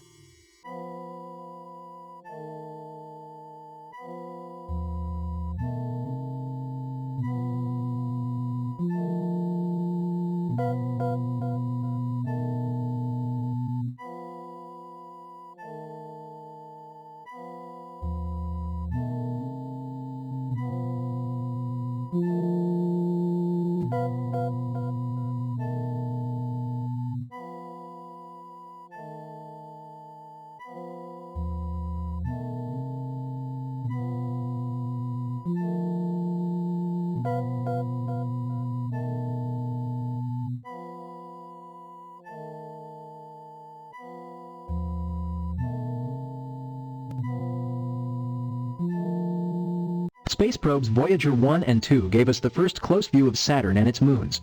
They also discovered 8 little moons that couldn't be seen from Earth. Shuttle flight. Until 1981, all spacecraft could be used only once. For that reason, NASA designed the Space Shuttle. It could fly into orbit and then return to Earth to be used again. The first shuttle flight took place on April 12, 1981. Neptune's rings. In 1981, it was noted that when Neptune passed in front of a star, the star seemed to disappear as if Neptune had rings around it. But the pattern was not symmetrical. Neptune seemed to have rings that did not go all the way around the planet. The Space Shuttle. At one time, spaceships could only be used once, but that seemed wasteful. Engineers developed a reusable spaceship called the Space Shuttle. Halley's Comet. In 1986, Halley's Comet made its third appearance since its discovery. It was a very special return because space probes could see it and study it. Halley's Comet turned out to be far dirtier and larger than other dirty snowballs, as comets were called by Whipple.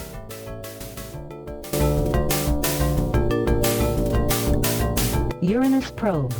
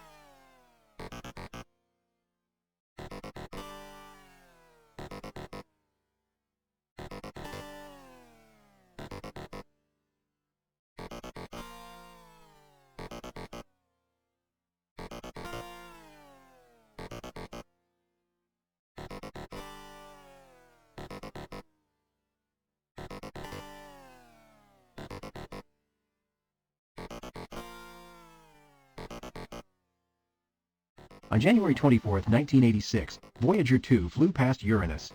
This was our first close look at that distant planet, its rings and satellites. Magellanic supernova. When a star explodes, it gives off huge amounts of light and particles. This is called a supernova. In February of 1987, a supernova was seen in the early stage of explosion in the Large Magellanic Cloud.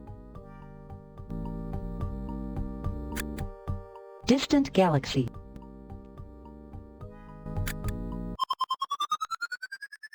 Eclipses. An eclipse of the sun happens when the moon blocks all or part of our view of the sun. An eclipse of the moon happens when the Earth's shadow falls on the moon. Today, eclipses are announced in advance and people like watching them. In ancient times, however, eclipses scared people who believed that they were signs that the gods were angry.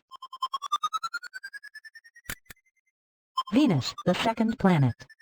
The Greeks knew the evening star appeared in the western sky after sunset, and the morning star, a bright object, appeared in the eastern sky before sunrise. Pythagoras was the first Greek to realize the two were the same object. He named this planet Aphrodite, and the Romans changed the name to Venus. The other universe centers. Greek philosopher Philolaus lived in the 5th century BC and felt that the Earth, the visible planets, and the Sun all rotated about a central fire which could not be seen. He is the first person known to have suggested that the Earth moved and was not at the center of the universe. Eudoxus's star maps. About 350 BC, Greek mathematician Eudoxus drew a better map of the Earth than had been made before. He also invented the ideas of latitude and longitude, and was the first to attempt a map of the sky. Size of the moon and the sun. Greek astronomer Aristarchus was the first to try to determine the size of the heavenly bodies.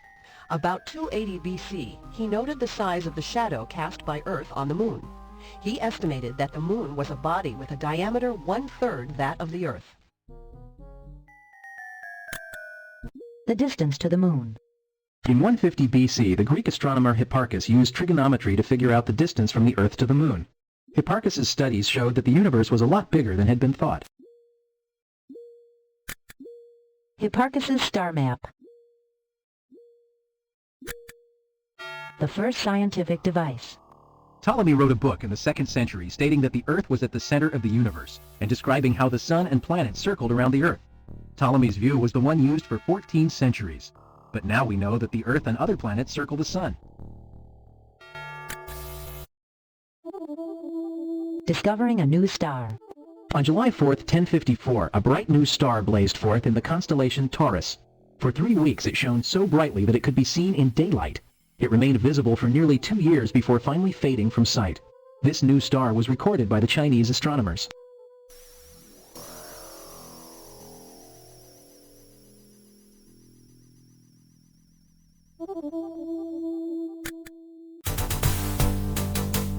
Comets.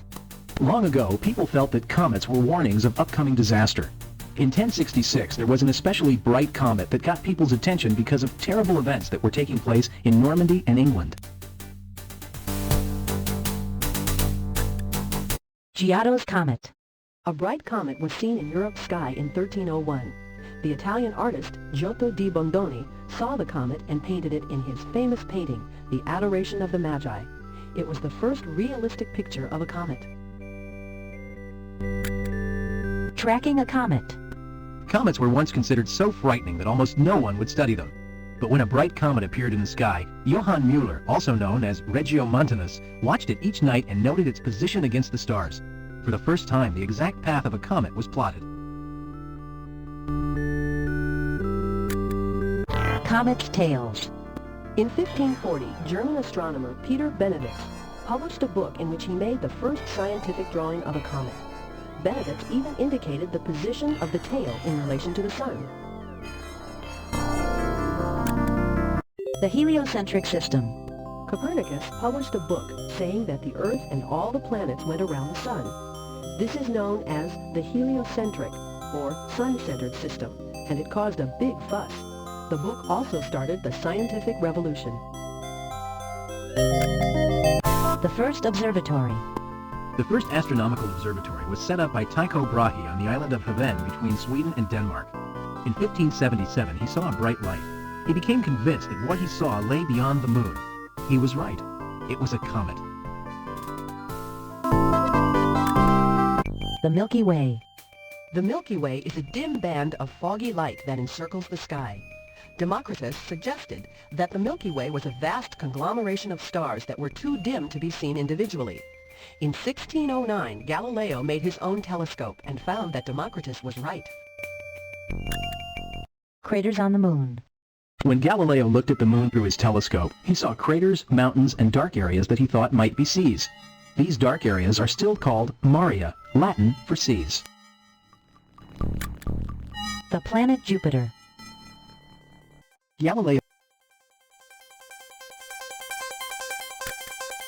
Sunspots. Galileo found dark spots on the Studying how light bends. If a beam of light passes from air to a denser medium, such as water or glass, and the light strikes the surface of the denser medium at an oblique angle, then it's bent toward the vertical. Willard Snell derived the relationship between the angle of incidence and the angle of refraction. The shifting magnetic poles. Henry Gellibrand showed that the direction the compass needle pointed had shifted some 7 degrees in 50 years. His finding indicated that the magnetic poles might exist away from the geographic poles, and that they might be shifting position as well. The first barometer.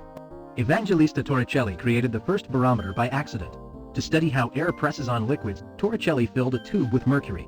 After the experiment, he noticed that the mercury in the tube rose and fell depending on the weather. Air pressure and altitude. Evangelista Torricelli used a column of mercury in a glass tube to measure the pressure of the atmosphere.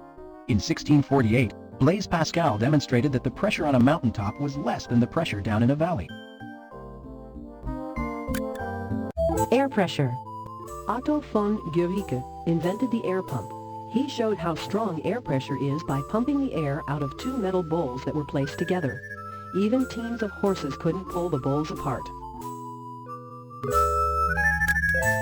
Static electricity.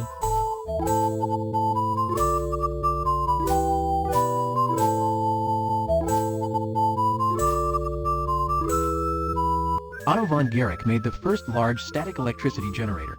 His machine was a ball of sulfur that produced sparks when it was rubbed by a hand. This kind of electricity is called static because it seems to stay put if not disturbed. Boyle's law. In 1662, Robert Boyle did experiments proving that air is made up of atoms. The diffraction of light. In 1665, Light's many colors. Isaac Newton conducted some very important experiments with light. He passed a beam of white light through a prism to a white wall. The light on the wall appeared as a band of different colors. Newton showed that white light is a mix of different colors. Conservation of momentum. Mathematician John Wallis said that in a system where no motion enters or leaves, the total momentum does not change. This is called the law of conservation of momentum. The momentum of an object can be determined by multiplying its mass and velocity. Reflecting telescopes. Isaac Newton believed that the lenses of a telescope would always blur the image by causing colored rings. Because mirrors didn't cause rings, Newton invented a telescope that used mirrors instead of lenses. Today, most of the world's powerful telescopes use mirrors. Double refraction. In 1669, Erasmus Bartholin found a transparent crystal, now called Iceland spar. Bartholin noted that objects viewed through the crystal appeared double. The phenomenon was therefore called double refraction. Roemer's speed of light. In 1675, astronomer Olaus Roemer, while observing the motions of Jupiter's satellites from the Paris Observatory, made some geometric calculations and concluded that light must travel at a speed of about 141,000 miles per second. That's only about 3/4 of its actual speed, but it was a good first try. Light as waves or particles. Scientist Isaac Newton felt that light consisted of particles, but astronomer Christian Huygens claimed that light consisted of waves much as sound did. Unfortunately, it was to be many years before the controversy was settled, with both men being proven right and wrong. Light waves.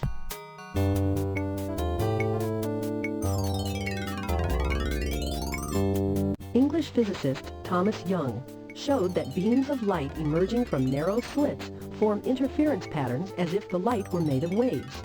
This raised important questions about the nature of light.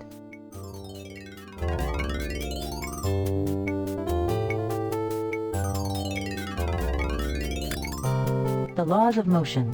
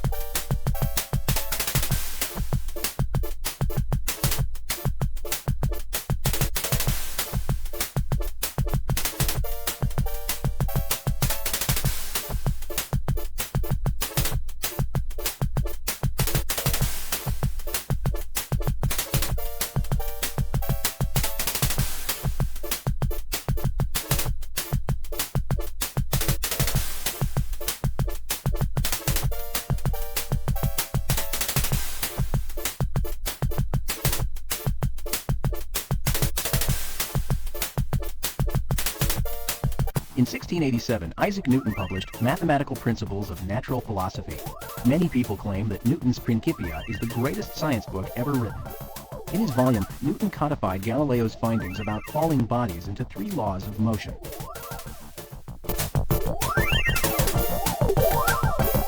Gas volume and temperature. French physicist Guillaume Amonton invented a thermometer that measured temperature by the change in gas pressure rather than volume.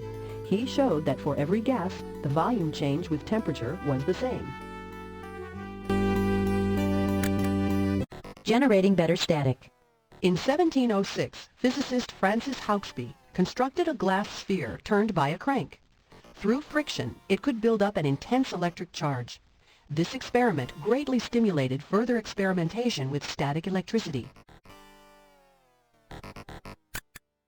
The aberration of light. In 1728, British astronomer James Bradley tried to measure how far stars move within a year.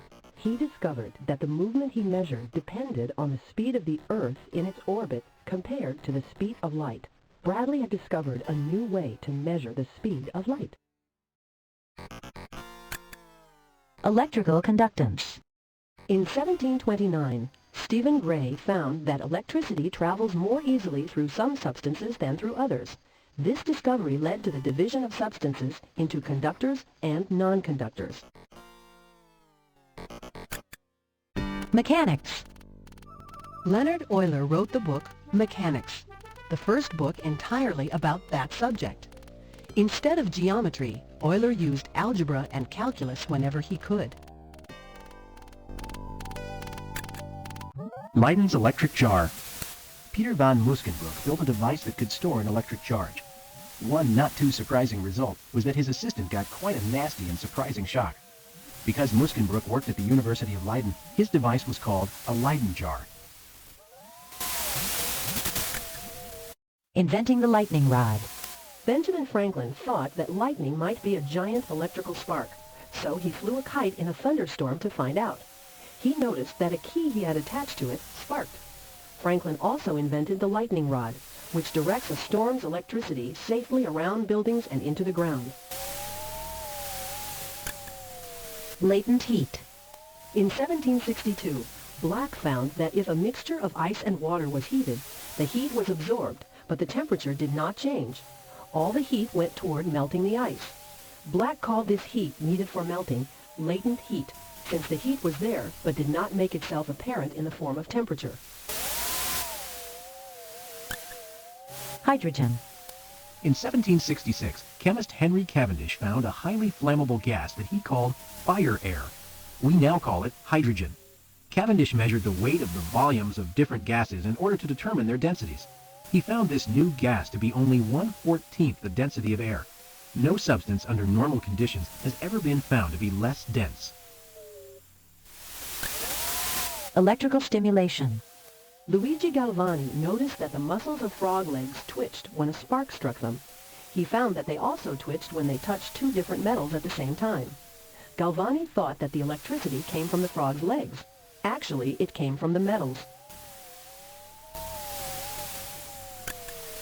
Hot air balloons. Two French brothers filled a balloon with hot air, and the rest was history. Their hot air-filled balloon could carry a basket with two passengers almost 2 miles high. Later, lots of people began flying balloons.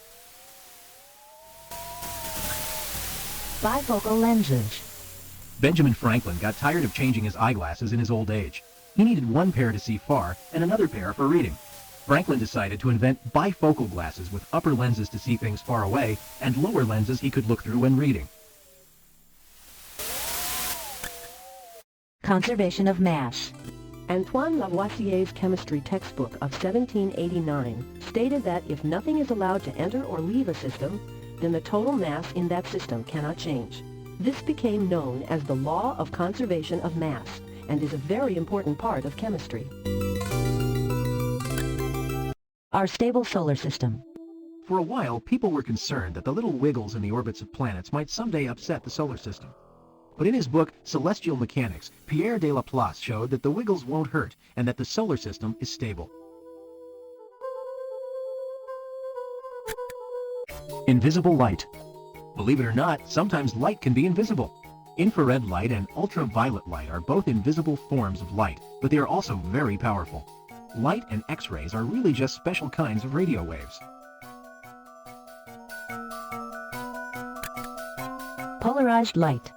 Iceland spar, a crystal, usually breaks light into 2 rays.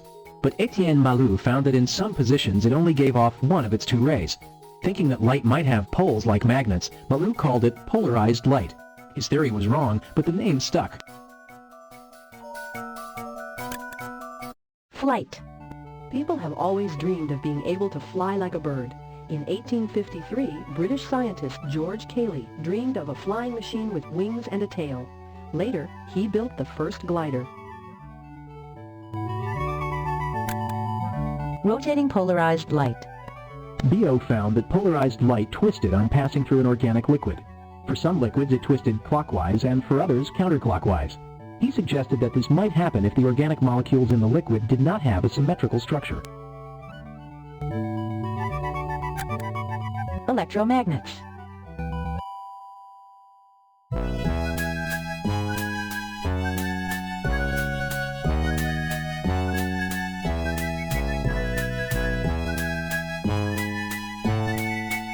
In 1823, an English physicist, William Sturgeon, placed an iron bar inside a coil of insulated wire. He found that the iron seemed to make the magnetic field stronger. Sturgeon had invented the electromagnet. Liquefying gases. There are 2 basic ways to turn gas into a liquid. You can cool it, or you can put it under pressure. Michael Faraday was the first to use both cold and pressure to liquefy gases. Brownian motion. While Robert Brown was studying pollen grains in water under a microscope, he noticed the grains moving in all directions. Curious about it, Brown studied dye particles in water, but they behaved the same way. This is now called Brownian motion. 80 years later, it was the final proof that atoms exist. Ohm's law. In 1827, German physicist Georg Ohm found that the quantity of electric current transmitted through a wire depends on the length and thickness of the wire. Longer wire results in less current. Thicker wire results in more current. Coriolis effect. Gaspard Gustave de Coriolis studied motion on a spinning surface. What he found, called the Coriolis effect, plays an important role in our understanding of weather, among other things. The Doppler effect.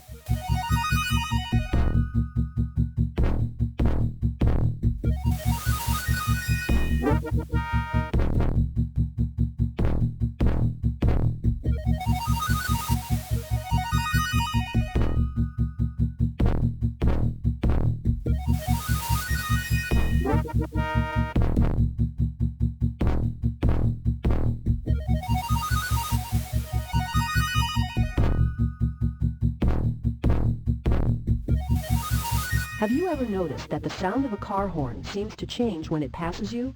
The sound shifts from high to low. This shift occurs when trains pass by, too. In 1842, Christian Johann Doppler explained this phenomenon, now called the Doppler effect. Conservation of energy. In 1843, James Joule showed that the energy of a moving object could be converted into heat. This meant that energy could be converted between different forms but would never disappear. His results are called the law of conservation of energy.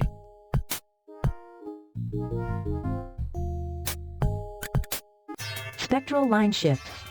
Physicist Armand Hippolyte Louis Fizeau argued that the Doppler effect, which explains how the sound of, for example, a train appears to change pitch as the train moves by, also applies to any wave motion, including that of light.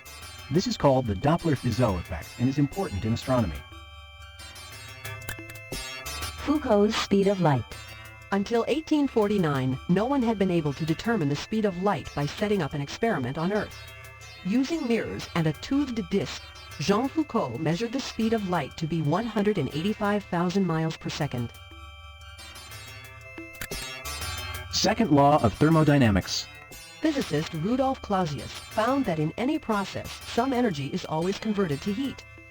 From this observation, Clausius established the second law of thermodynamics. The amount of disorder, or entropy, in the universe is always increasing. Gyroscopes and compasses. A heavy rotating ball tends not to tip. Jean Foucault, the inventor of the pendulum, used this fact to invent a new kind of compass. Spectral lines and elements. Gustav Kirchhoff studied the spectra of light produced when various elements were heated.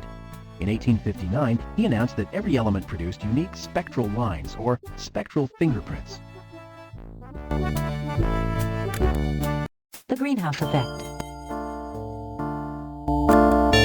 Dry cell.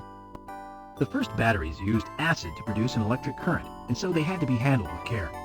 In 1867, a French engineer, Georges Leclanché, started work on a battery that used a paste instead of acid. It came to be called a dry cell, the type we use today in devices from flashlights to toys.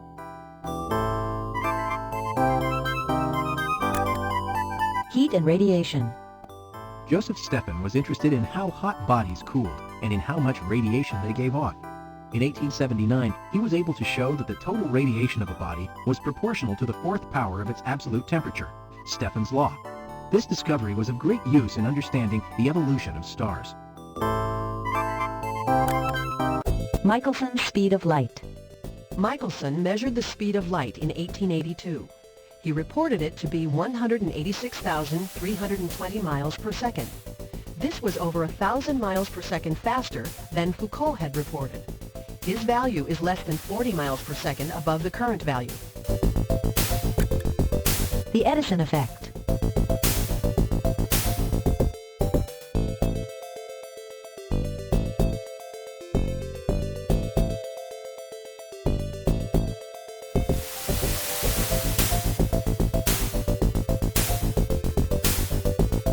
Edison tried to improve the electric light by making its filament last longer.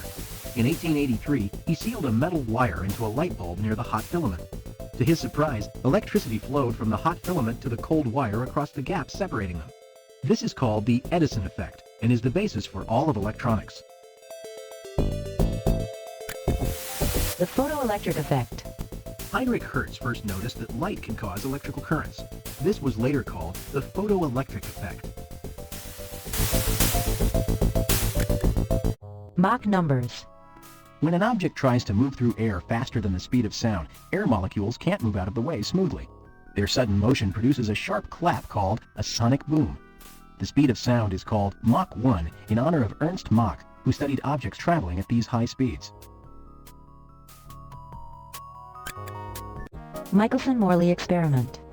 With the help of Edward Morley, Albert Michelson conducted an experiment in 1887 to determine how fast the Earth rotated. No matter how hard they tried, their experiment never worked. It wasn't until 1905, when Einstein proposed his theory of special relativity, that the failure was explained. Radio waves.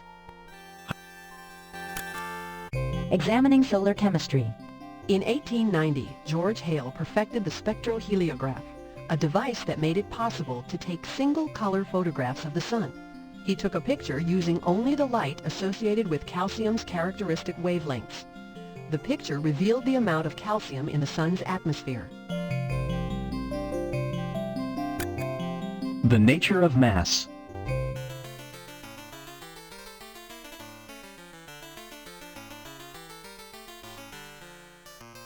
Hungarian physicist Roland Eötvös saw that if gravitational mass and inertial mass were truly the same, then objects in a given field of gravity would always drop at the same rate, regardless of mass, if they were in a vacuum. His measurements in 1891 showed that this was true. Describing AC. In 1893, electrical engineer Charles Steinmetz worked out the mathematical basis for alternating current. This made it possible to design alternating current equipment with increased efficiency.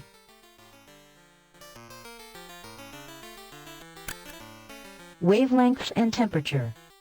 German physicist Wilhelm Wien showed that when you heat something, it gives off light. The amount and color of the light depends on how hot you heat it, but not on what the thing is made of. Very hot things glow red or even blue if they don't first burn up. X-rays. Wilhelm Röntgen noticed that when he turned on a cathode ray tube, a device similar to a television tube, a nearby chemical glowed. He realized that the cathode ray tube was giving off radiation. For his discovery of X-rays, he received the Nobel Prize. Uranium radiations. Many minerals fluoresce when exposed to sunlight. Antoine Becquerel suspected that the minerals might be giving off X-rays. Light and magnetism. It was theorized that electromagnetic radiation, such as light, was emitted from a material when its electrons were oscillating rapidly. If this were true, then putting an object in a strong magnetic field should affect the exact frequencies of radiation it emits. In 1896, Peter Zeeman found this to be so. Alpha and beta rays. Uranium gives off different kinds of radiation. Each of these rays behaves differently. Ernest Rutherford called the heavy positively charged radiation alpha rays. He called the lighter negatively charged radiation beta rays. Beta rays turned out to be fast-moving electrons. Photoelectric effect. Sparks jump across a gap between two metal conductors more easily when light shines on the metal. In 1902, Lenard showed that only light of a certain wavelength or shorter could induce this effect, and that the specific wavelength of light depended upon the metal involved. Mass to energy.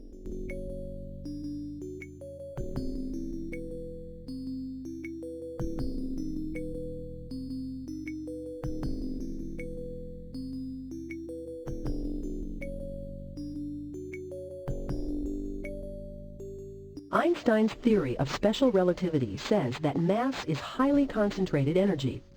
In his studies of radioactivity, Pierre Curie measured the mass-energy equivalence. He found it to be just what Einstein's theory predicted. The photoelectric effect.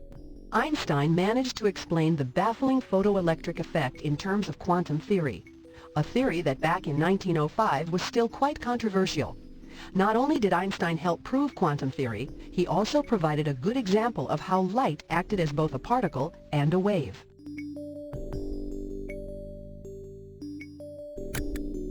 Alpha particles.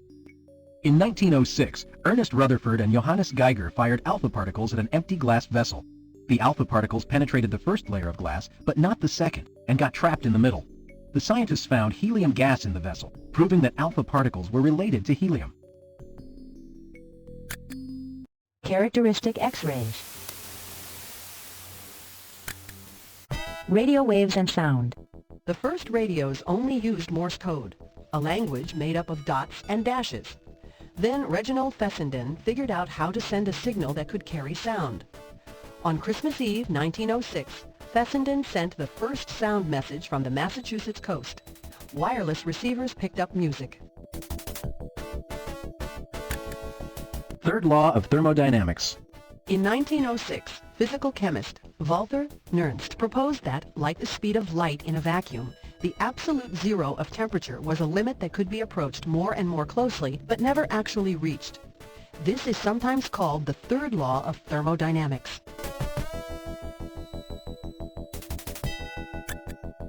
Cloud chamber. Charles Wilson tried to produce small artificial clouds in his laboratory.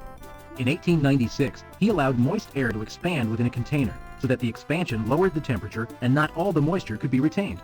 The excess came out as water droplets to form a tiny cloud.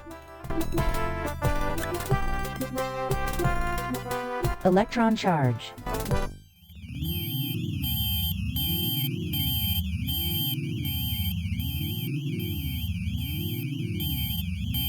Robert Millikan measured the charge for a single electron. It is 16 quintillionths of a coulomb. For his work, Millikan won the Nobel Prize in Physics.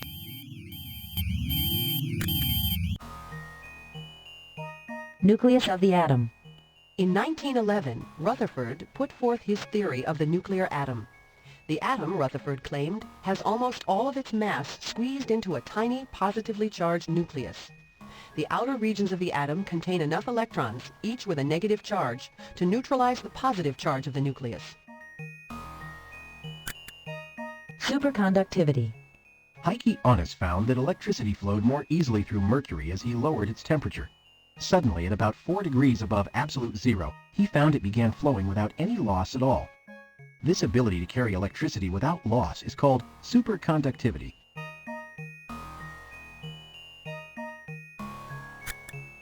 Dipole moments.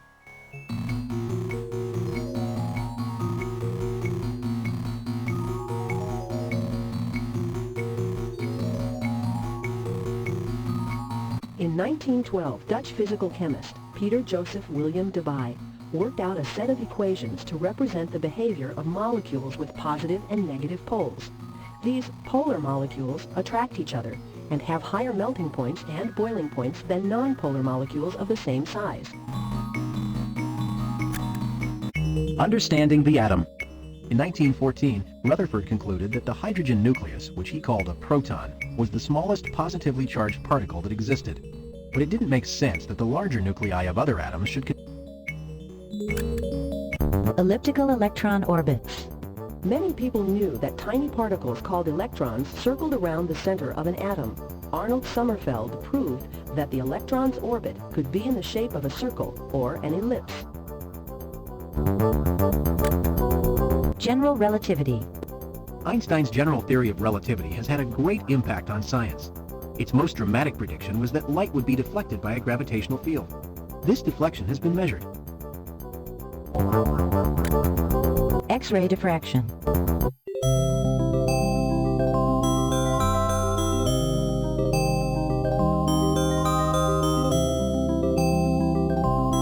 In 1917, Peter Debye showed that when X-rays are bounced off a powdered solid, the X-rays are diffracted. By studying the pattern of diffracted X-rays, it is possible to determine the structure of the molecules that helped produce it. Curving light. Einstein's theory predicted that light rays would bend in a gravitational field. This was confirmed by observations during an eclipse in 1919. Nuclear reactions. When Rutherford bombarded nitrogen with alpha particles in 1919, he noticed occasional bright flashes. He concluded that some of the particles had been absorbed by the nitrogen nuclei. Rutherford had converted one type of atom into another by subatomic bombardment. Particles as waves. Waves as particles. Bose-Einstein statistics.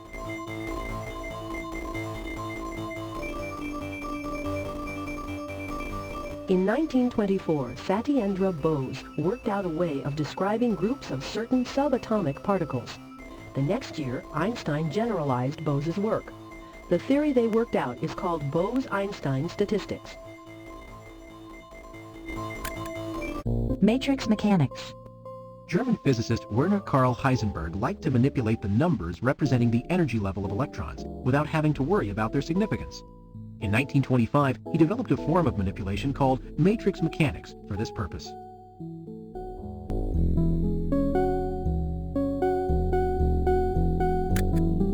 Particle spin. Wolfgang Pauli developed his famous exclusion principle, which required 4 quantum numbers to describe the state of an electron. In 1925, it was pointed out that the 4th quantum number could be thought of as particle spin. Particles could spin either clockwise or counterclockwise. Electron diffraction. De Broglie had suggested that all particles had wave aspects. In 1927, physicist George Thomson sent a beam of fast electrons through thin gold foil. He demonstrated electron diffraction, proving de Broglie's theory.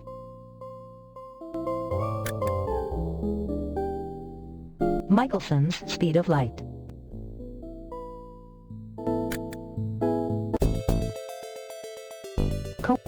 In 1920, Deuterium. as more and more stable elements were proved to be made up of mixtures of isotopes, it seemed as if hydrogen should be as well. American chemist Harold Clayton Urey discovered hydrogen-2, which came to be called heavy hydrogen, or deuterium, Greek for two.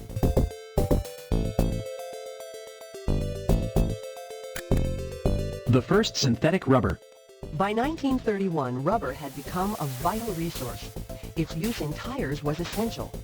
Julius Newland found that acetylene molecules could form into a long chain, and that he could make a chain very much like rubber. He called his synthetic rubber neoprene.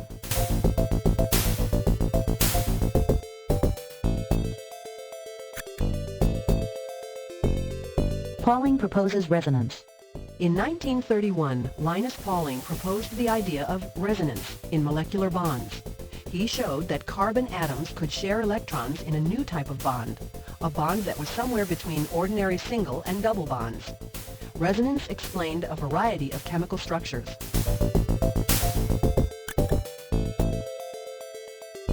Technetium. Physicist Emilio Seeger looked for the 4 elements missing between atomic numbers 1 and 92. He created missing element 43, the first to be formed in the laboratory rather than discovering it in nature. It was named technetium, from the Greek word for artificial. DDT, the insect killer. Insects can be among humankind's most serious enemies.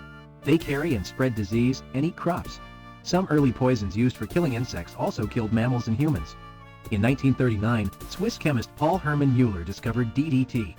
It is much less poisonous to humans than were the poisons available before it. Francium. In 1939, Marguerite Perret found a new element with a half-life of only 22 minutes. She called it francium, after her native country, France. The element astatine. In 1940, Segre found element number 85. It was very unstable, and its most long-lived isotope had a half-life of only 8.3 hours. It was named astatine, from the Greek word for unstable. Neptunium and plutonium. Edwin Macmillan and Philip Abelson studied uranium that had been bombarded with neutrons. They found isotopes of a new element with atomic number 93. They called it neptunium. LSD. In 1943, Swiss chemist Albert Hofmann began to experiment with lysergic acid. He somehow absorbed some of a modified form of the acid and suffered from hallucinations. That's how LSD, or lysergic acid diethylamide, was discovered. The chemical 2,4-dichlorophenoxyacetic acid, 2,4-D for short, was introduced in 1944 and was the first effective chemical plant killer. 2,4-D does not seriously affect grasses, but prevents the growth of broad-leaved plants, usually regarded as weeds.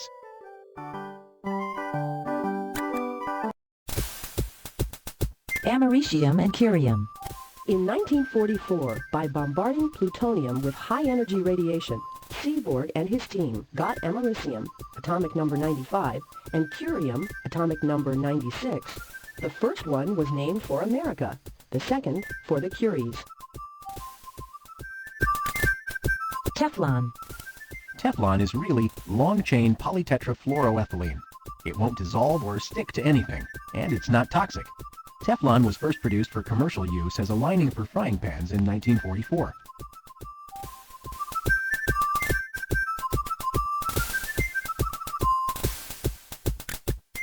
Promethium. In 1945, chemist Charles Coriell discovered element number 61 among the fission products of uranium. Eventually named promethium, it filled in the last gap in the periodic table. All that remained was to discover further elements beyond curium. Berkelium and californium. In 1949, elements 97 and 98 were produced. These complex elements were named berkelium and californium, after Berkeley, California, where they were created. Einsteinium and fermium. In 1952, a fusion bomb explosion in the Pacific drove nuclei together to form atoms more complex than any that had been known before.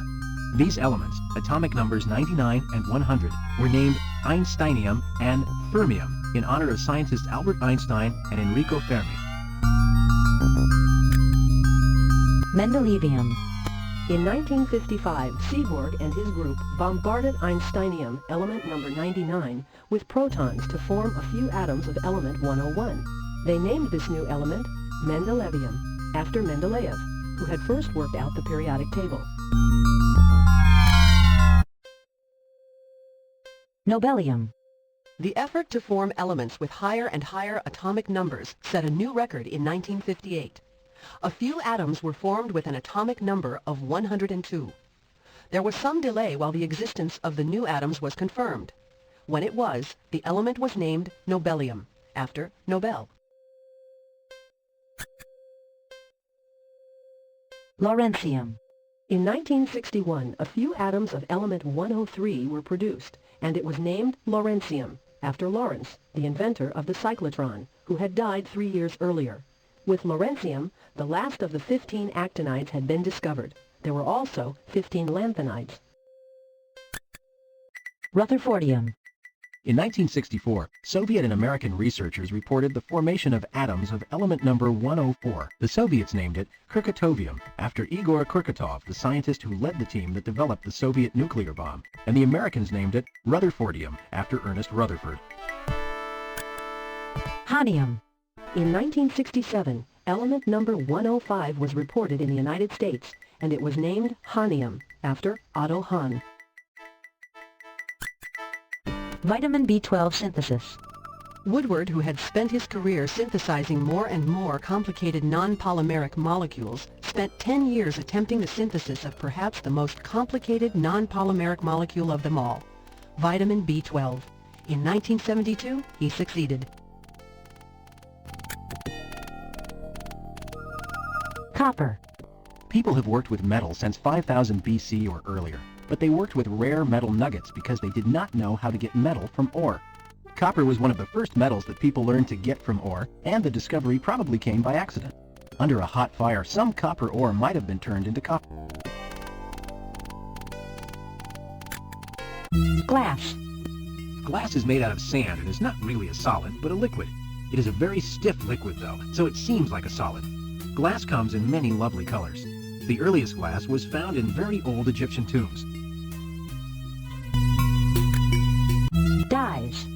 Stone Age artists used colored earth to make their paintings. In ancient Egypt and China, dyes were used to color cloth. All kinds of materials were used. In the Eastern Mediterranean, even snails were made into dye. By 1400, people could color cloth just about any shade. The Iron Age. Iron is the second most common metal in the Earth's crust. Only aluminum is more common. In 1000 BC, people discovered an easy way to get iron.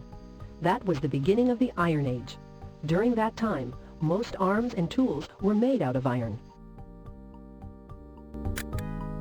Elements. The Greek philosopher Thales was the first person to try to figure out what everything was made of. He decided that the entire universe was made of water. Even if it didn't look like water, it came from water. He was wrong, but by asking the right question, he made a very important contribution to our understanding of the world.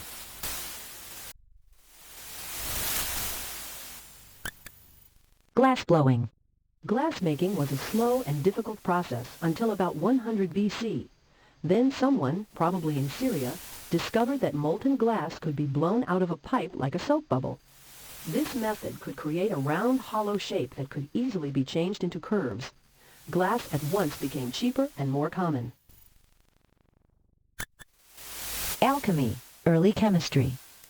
Around the year 300, Zosimus summarized everything that was known about alchemy up to that time. This ancient chemistry included fermentation and the making of pottery from clay, metals from ore, and glass from sand. The alchemists also tried to turn lead into gold, but never succeeded. Greek fire. Callinicus invented a mixture of naphtha, potassium nitrate, and calcium oxide which would burn on water. The Greeks squirted this out of pipes and into the paths of the Arabs' wooden ships during wartime. Coal. People have been burning coal for thousands of years. The first coal mining took place in China. In the early 13th century, coal mining became a serious operation in England. Medieval alchemy. The first true chemistry textbook was written by Andreas Liebaus in the Middle Ages. He had tried to make gold out of materials like lead. It didn't work, but his book was very important to modern chemistry. Chemical elements. Robert Boyle's book, The Skeptical Chemist, changed chemistry forever. Boyle helped turn chemistry into a science based on experimentation rather than sophisticated guesswork. He also pointed out that elements are substances that cannot be broken down into anything simpler. Discovering phosphorus. German chemist Henrik Brand wanted to create gold. Instead, around 1692, he discovered a white waxy substance that glowed faintly in the air. He called it phosphorus, from the Greek meaning light bearer. The faint glow was due to the spontaneous combustion of phosphorus in air. Cobalt. It puzzled miners that a blue mineral resembling copper ore did not yield copper when smelted. In 1737, Georg Brandt examined the blue ore and named it cobalt. Cobalt was the first metal to be discovered that was not known to the ancients or to the medieval alchemists. Properties of platinum. Antonio de Ulloa wrote about platinum in a book on his travels in South America. He called the metal platina, from a Spanish word for silver. It was heavier than gold, higher melting, and hardly reacted with anything. Later, scientists found it valuable for these reasons. Nickel, a hard metal. In 1751, Axel Cronstedt isolated a white metal from a mineral called kupfernickel. He called this metal nickel and noticed that it was attracted to a magnet. It was the first metal besides iron that was found to be magnetic.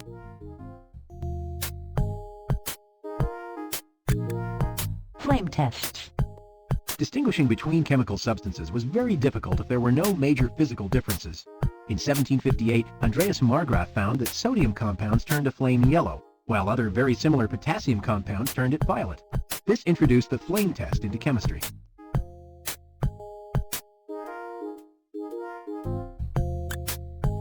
Combustion. At one time, chemists thought that fuels contained something called phlogiston. When the fuel burned, the phlogiston disappeared. But Lavoisier found that some materials were heavier after being burned. He then realized that this was because they had combined with the air. Diamond. Antoine Lavoisier put a diamond in a closed container and focused sunlight on it with a magnifying glass. The diamond grew very hot and disappeared into carbon dioxide. Lavoisier concluded that diamond was made of carbon and therefore was very closely related to coal. Nitrogen. In 1772, Daniel Rutherford burned a candle in a closed container. He absorbed all of the carbon dioxide that had been produced. He found that there was still a great deal of gas left. This gas came to be called nitrogen. Chlorine. Swedish chemist Carl Scheele discovered oxygen in 1774, 2 years before Priestley did, and by the same method. But Scheele's discovery was not published until after Priestley's, so Priestley got the credit. The discovery of oxygen. Joseph Priestley.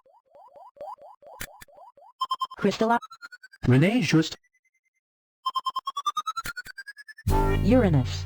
When William Herschel noticed an object in the sky, he first thought it was a comet. But it wasn't fuzzy like a comet, and it had an orbit like a planet. Herschel had discovered Uranus, the first planet to be discovered since ancient times. Algebra and mechanics. French mathematician Joseph Louis Lagrange used algebra and calculus in the study of mechanics. He worked out very general equations that could solve mechanical problems. He called this analytical mechanics. Naming the invertebrates. At one time, all animals without backbones, generally called invertebrates, were classified together. Jean Lamarck divided invertebrates into several different categories. Now we know there are far more species of invertebrates than there are of backboned animals. Transverse light waves. In 1818, Augustin Jean Fresnel published a treatise that considered light waves in a detailed mathematical way. Fresnel's analysis settled the controversy over the nature of light, at least for a while. Electricity produces motion. Michael Faraday was the first person to show that electrical forces could produce motion. He is considered one of the greatest experimental scientists of the 1800s. The first mechanical computer. Charles Babbage figured out how a modern computer should work. He designed a machine that could store partial answers to be used in later calculations. Unfortunately, the electronic switches necessary to make his machine work would not be invented for another 100 years. Group theory.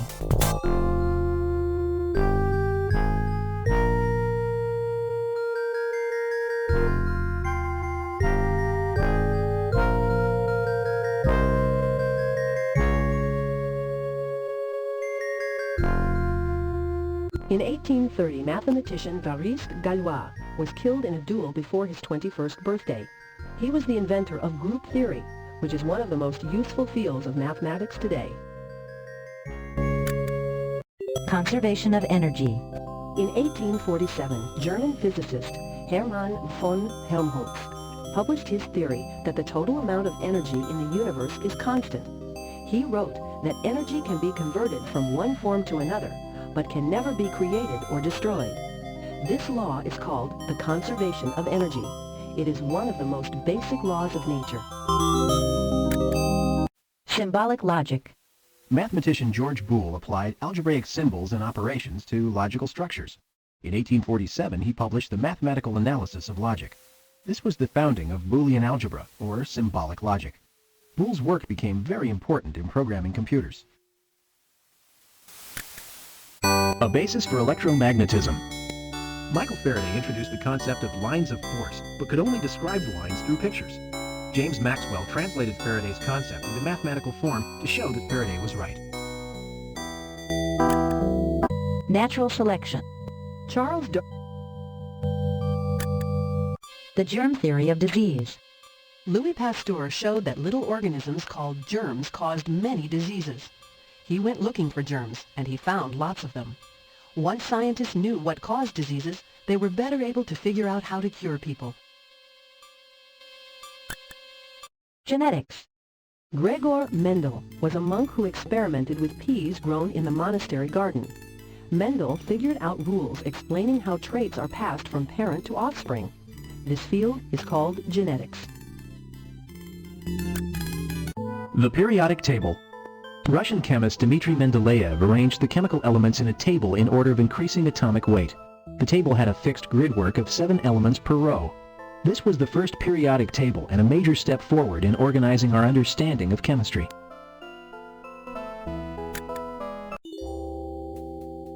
The Michelson.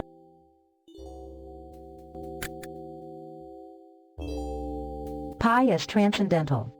In 1882, mathematician Ferdinand von Lindemann studied pi, the ratio of the circumference of a circle to its diameter. Lindemann showed that because pi is an irrational number, it could not be the solution to any polynomial. That meant that squaring a circle with a straight edge and compass in a finite number of steps was impossible. Building a basis for math. Lobachevsky showed the importance of the axioms chosen for geometry. Giuseppe Peano created a system for arithmetic based only on the concepts zero, number, and successor. He published his results in 1889. Mathematics and logic. Bertrand Russell and the British mathematician Alfred North Whitehead collaborated on a monumental 3-volume work, Principia Mathematica. The first volume appeared in 1910. In it, Russell and Whitehead tried to make mathematics a branch of logic, built on just a few basic definitions. Game theory. John von Neumann created a new branch of mathematics called game theory. Game theory deals with the best plans to follow when playing games that can be simply described. His theory may also be used in far more complicated arenas, such as figuring strategies for business or war. Pocket calculators. In 1971, Texas Instruments began selling the first truly portable calculator. It used transistorized circuits, weighed 2.5 pounds, and cost $150. In the years since, the price and weight of calculators has dropped. Now they're very cheap, small, and amazingly powerful. Early calendars. Because they had to contend with the annual flooding of the Nile River, Egyptians were very interested in predicting the seasons. Their calendar, first devised around 2800 BC, was the most accurate calendar for almost 3,000 years. It had 365 days, just like our modern calendar. Math and astronomy. The Sumerians and Babylonians developed a number system based on 60 that we still follow when we measure time. 60 seconds to the minute and 60 minutes to the hour. They chose 60 because it could be evenly divided by many small numbers, for instance, 2, 3, 4, 5, 6, and 10. Because of this, they could often avoid using fractions. The abacus. In Egypt, people started using something called an abacus to help them count. The abacus held rows of beads strung on a wire. By moving the beads back and forth along the wire, people could add and subtract very large numbers. The invention of zero. How can you tell that 57 is not 507? By the zero between the 5 and 7, of course. An Indian mathematician invented the zero, but Arab mathematician Muhammad ibn al-Khwarizmi wrote an important book about it in 810 AD. Arabic numerals. For centuries, people in Europe used Roman numerals as numbers. Then, Leonardo Fibonacci went to North Africa, where he learned about Arabic numerals. He wrote a book that influenced people in Europe to begin using the numbers they do today. Cubic equations. In 1535, mathematician Niccolò Tartaglia found a general way to solve cubic equations. Another Italian mathematician, Geronimo Cardano, managed to get Tartaglia to tell him the secret and then published it. Because of this, Cardano is often given credit for the discovery. Negative numbers. For a long time, mathematicians thought that all numbers had to be greater than zero. After all, how could you have less than nothing? Then Geronimo Cardano showed that if you owe somebody money, that amount is a negative number since you have less than nothing. He said that negative numbers follow rules very similar to those of ordinary numbers. Trigonometric tables. German mathematician Georg von Laucken was Copernicus's student. To help with the mathematics required to determine planetary movements, he prepared trigonometric tables. These made it possible for computational astronomy to take a big leap forward.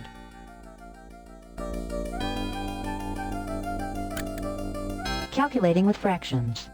Fractions were difficult to handle until 1586, when Simon Stevin showed how to make them into regular numbers by using a decimal point. Unfortunately, some of these decimal fractions never end. For example, 2 1/3 is 2.333, with the 3's continuing to repeat forever. Algebraic symbols. François Vieta used letters like X and Y to show unknown amounts in the type of math we call algebra. Students still use Vieta's method when they learn algebra in high school. Pi equals 3.14159265358979323846264. The ancient Greeks tried to take a circle, find its area, then build a square with exactly the same area. They never solved that problem. But they did learn about the ratio of the circumference of a circle to its diameter. We call this ratio pi. A tool for multiplication. A different way of multiplying numbers is to add their exponents. To divide two numbers, their exponents can be subtracted. John Napier made tables of exponents in 1614 so that scientists, engineers, and navigators could use this mathematical shortcut. Slide rules. In 1622, mathematician William Outred prepared two rulers with logarithmic scales set on the edges. By lining up the edges, calculations could be performed. That instrument, modified and improved, became the slide rule that was used by scientists and engineers for more than 3 centuries. Probability. Inspired by a gambler who lost money playing dice, Blaise Pascal and Pierre de Fermat derived mathematical techniques for judging the likelihood of certain combinations of dice occurring. In doing so, the two men gave birth to the theory of probability.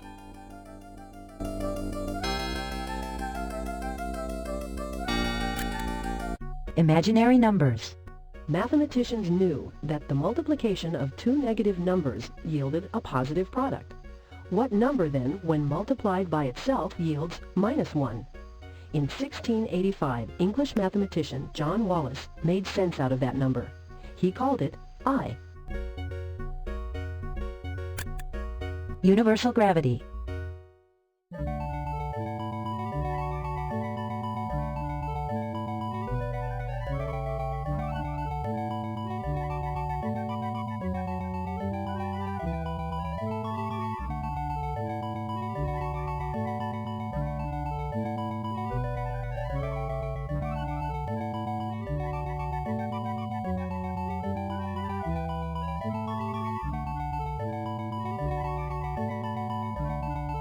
From the laws of motion, English scientist Isaac Newton was able to find out how the gravitational force of attraction between the Earth and Moon could be measured. Most important of all, Newton figured that this law of gravitational attraction was true not only for the Earth and Moon, but between any two bodies in the universe. Calculating machines. In 1693, Gottfried Leibniz invented a calculating machine that multiplied by automatically repeating addition and divided by automatically repeating subtraction. Mortality tables. In 1693, Edmund Halley prepared the first mortality tables. These tables related the death rate to age.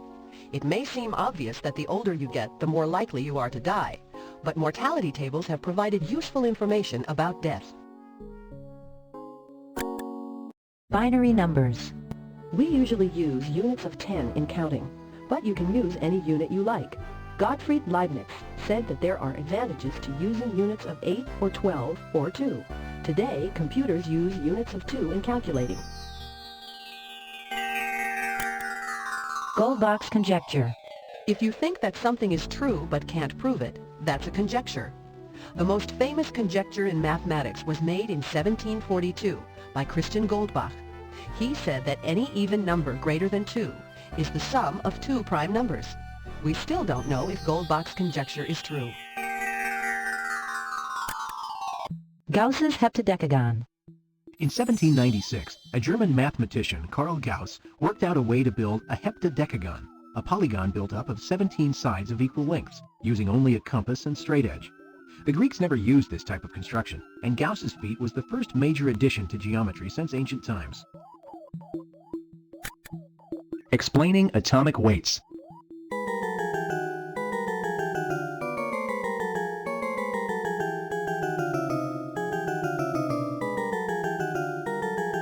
Nineteenth-century Italian physicist Amedeo Avogadro said that all gases with the same volume, pressure, and temperature have the same number of particles. This led to the discovery that water has 2 hydrogen atoms and 1 oxygen atom. The geometry of shadows. While Jean Poncelet was held prisoner in Russia, he thought about geometry. Later he wrote a book on projective geometry, the study of the shadows cast by geometric figures. many hard problems were solved by his new geometry. Quintic equations. Mathematicians struggled to find a general solution for equations of the fifth degree, equations containing the powers of x up to 5. In 1824, Niels Abel demonstrated that a general algebraic solution of the quintic equation was impossible. Non-Euclidean geometry. For centuries, mathematicians had tried to prove one of Euclid's fundamental mathematical assumptions. In 1826, Nikolai Lobachevsky decided to see what happened if he simply ignored it. By questioning this long-held assumption, Lobachevsky created a whole new non-Euclidean geometry. Trisecting an angle. There were three famous geometric constructions that the Greeks were not able to show could be done with straightedge and compass alone. In 1837, mathematician Pierre Vancel proved that two of them, doubling the cube and trisecting the angle, were indeed impossible by the Greek rules. Eventually, squaring the circle was also shown to be impossible. Multi-dimensional geometry. Descartes had worked out an analytic geometry in 2 dimensions, describing curves by algebraic equations. Mathematician Arthur Cayley wanted to extend this to higher dimensions, and in 1843 he worked out analytic geometry in 3 or more dimensions. This was later called n-dimensional analytic geometry.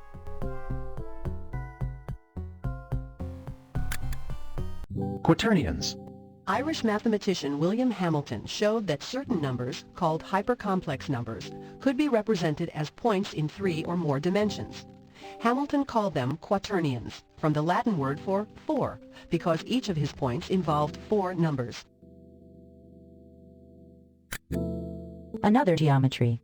In 1854, Georg Riemann developed a new kind of non-Euclidean geometry. In his geometry, it was impossible for any 2 lines to be parallel. All lines intersected, and all lines were finite in length. Half a century later, Riemannian geometry was shown to represent a truer picture of the universe than Euclid's geometry.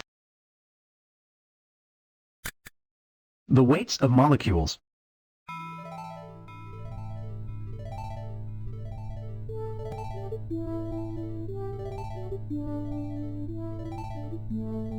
Johann Loschmidt used a number based on Avogadro's hypothesis to figure the mass of molecules. This number, called Avogadro's number, finally let scientists find the weight of atoms and molecules. The number tells how many atoms there are in a gram of hydrogen. Maxwell's equations. Maxwell showed that electricity and magnetism do not exist separately. Each is a form of the other. Maxwell showed that light was also a form of electromagnetic radiation. By explaining the relationship between electricity, magnetism, and light, Maxwell brought about the first unification in physics.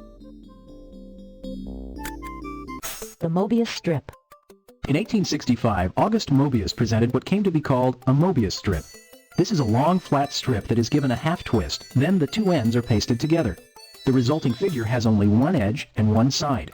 With this invention, Mobius earned a place as one of the founders of topology. E is transcendental. An algebraic number is one that can serve as a solution to a polynomial equation made up of x and powers of x. All integers and fractions are algebraic numbers. Some irrational numbers are not. These are called transcendental numbers. Pi is one such number. Transfinite numbers.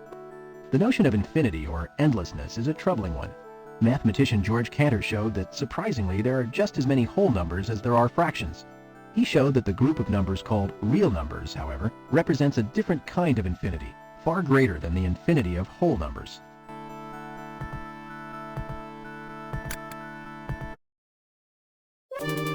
The telephone. Alexander Graham Bell made a device that turns sound into electricity at one end of a wire, then turns it back into sound at the other end of the wire. Bell had invented the telephone, and people could now talk to one another over long distances.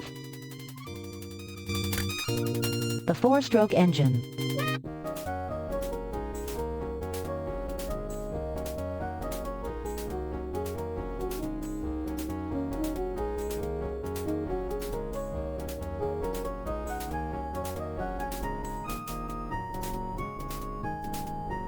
In 1876, Nicholas Otto built an engine using a piston that made 4 strokes in every cycle. The Otto engine was a major improvement and the basis for today's internal combustion engines. Inventing the phonograph.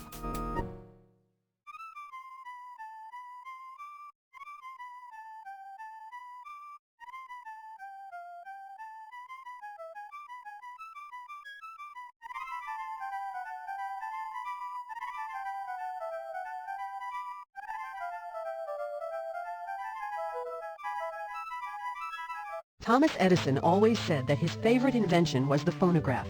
His early phonograph used tin foil to record sound waves from a needle. Today, many people still enjoy the phonograph. The electric light.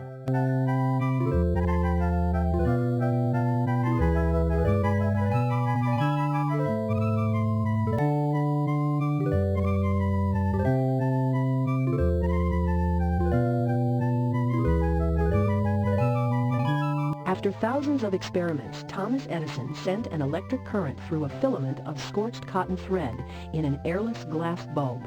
It burned for 40 hours. Edison got the patent immediately.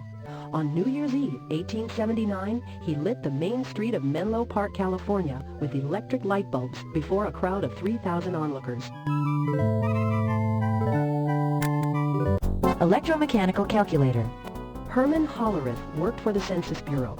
In 1880, he found a better way to handle census data, using punch cards with a series of holes. Hollerith founded International Business Machines Corporation, IBM, to make machines to handle and analyze information. Linotype machines.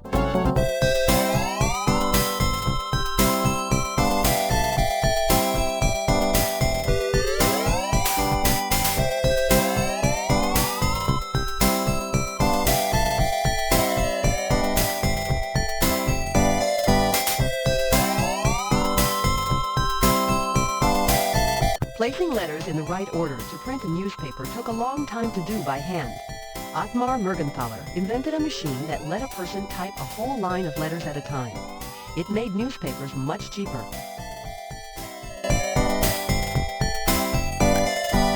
The automobile.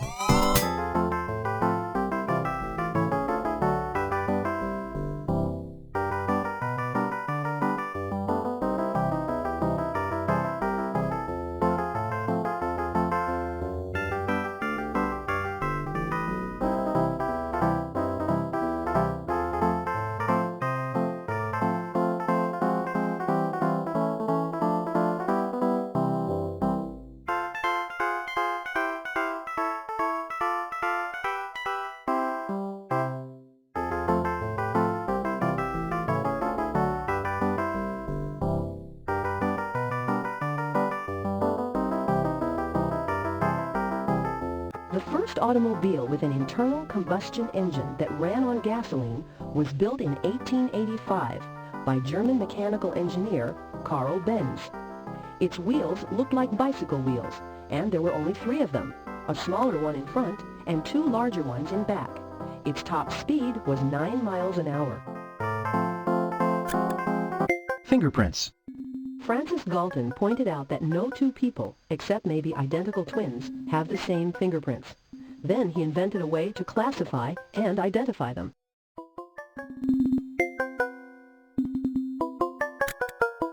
Inventing a better wheel. Wheels had always been rimmed in wood or metal, making for a rough ride. In 1887, inventor John Dunlop put rubber around the wheels of his son's tricycle. Dunlop went on to make an air-filled tire. This cushioned vehicles and diminished noise tremendously. Home photography. Photography at 50 years old was still available only to experts skilled enough to take and develop pictures. In 1888, inventor George Eastman developed a camera that weighed only about 2 pounds and called it the Kodak. All the owner had to do was to point the camera, press a button, then send the camera to Rochester, New York.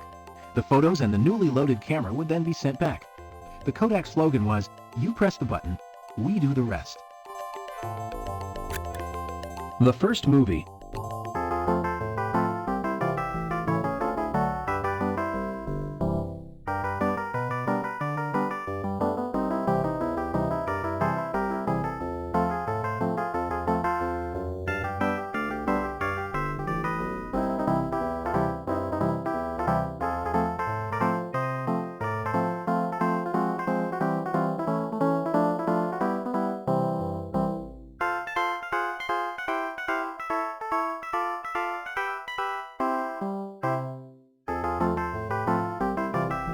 Thomas Edison is credited as being the first person to capture motion on film and project it on a screen. When Edison did this, he started the film industry, though all he really wanted were pictures to go with his favorite invention, the phonograph. Inventing surgical gloves. In 1890, Halsted became the first surgeon to wear rubber gloves during an operation. This innovation was rapidly adopted, marking the transition from surgery that was antiseptic, killing germs that were present, to surgery that was aseptic, not allowing germs in to begin with. Gliders. Otto Lilienthal showed that curved wings were better than flat wings for gliding. Lilienthal improved glider design and made gliding popular. It turned out to be a short step from a glider to an airplane. Inventing the radio antenna. Once Hertz proved that there were radio waves, a way of using such waves for long-distance communications was sought. In 1895, Alexander Popov and Guglielmo Marconi found that a long vertical wire attached to the source and another attached to the receiver made radio signals much stronger and easier to detect. The long wires were called antennas because they looked like animal feelers. Learning about acoustics. In 1895, a new lecture room was built at Harvard University, but because of echoes, listeners had trouble hearing the speakers. Scientist Wallace Sabine figured out why the room caused echoes and how to fix it. Sabine's work began the science of architectural acoustics. Diesel engine. Rudolf Diesel invented an engine that ignited a mixture of fuel and air with the heat caused by compression. This engine could use higher boiling fuels, such as kerosene, which was cheaper and safer than gasoline. Large refracting telescope. In 1897, Clark oversaw the building of a refracting telescope with a lens 40 inches across. It was the largest and best refractor to have been built up to that time or since. Today, all larger telescopes are of the reflecting kind that Isaac Newton invented. Ancestor of television. Carl Braun changed a cathode ray tube into an oscilloscope. It had a green fluorescing spot that moved as the electromagnetic field in the tube changed. Braun's device was the ancestor of the present-day television screen. Submarines. David Bushnell devised simple submarines that were used unsuccessfully against British ships during the Revolutionary War and the War of 1812. In 1898, however, Simon Lake succeeded in devising a submarine that could actually go out to sea. The dirigible.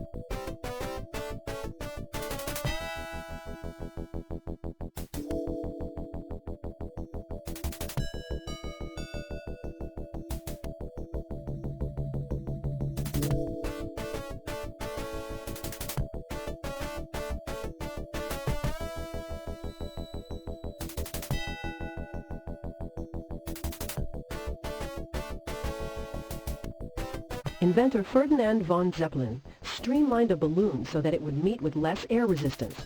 On July 2, 1900, one of Zeppelin's cigar-shaped vessels rose into the air. Beneath it was a gondola bearing an internal combustion engine and a propeller. For the first time, an aircraft was not at the mercy of the wind. Airplanes. Two brothers, Orville and Wilbur Wright, made the first powered flight in a heavier-than-air machine at Kitty Hawk, North Carolina. Their little airplane remained in the air for almost a minute and covered 850 feet.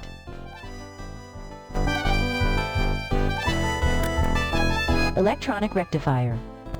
British electrical engineer John Fleming studied the Edison effect.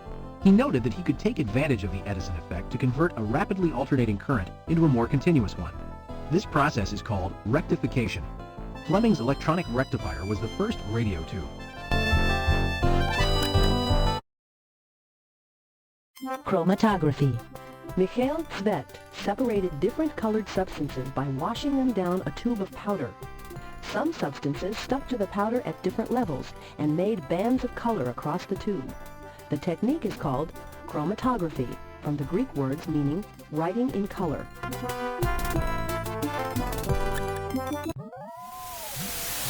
The triode. The triode uses a small metal grid in a vacuum tube. It acts like an electronic valve that lets more or fewer electrons get by it. Before transistors, triode tubes were used in radios and televisions. The triode. Inventor Lee De Forest made a triode, a 3-electrode device, by inserting a third element. The assembly line. Henry Ford invented a way for making cars called the assembly line. A skeleton of a car rolled down a long conveyor belt. Workers stood along the line. Each one added a different part to the car as it passed by. At the end of the assembly line, the car was all ready to drive. Making tungsten wires. Edison's electric light bulbs used carbon fibers for the filaments. These were brittle, didn't last, and were hard to handle. William Coolidge decided to try using the metal tungsten. We still use the longer-lasting tungsten filaments today.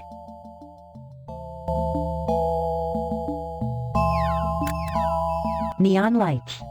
In 1910, Georges Claude showed that an electric discharge through noble gases could produce light. The red light from neon was particularly bright. Self-starting automobiles.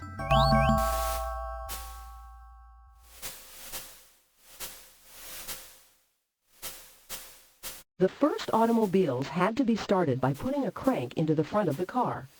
American inventor Charles Kettering invented an electric starter in 1911 that would do the job at the turn of a key. It was used in the 1912 Cadillac and quickly became popular. Seaplanes.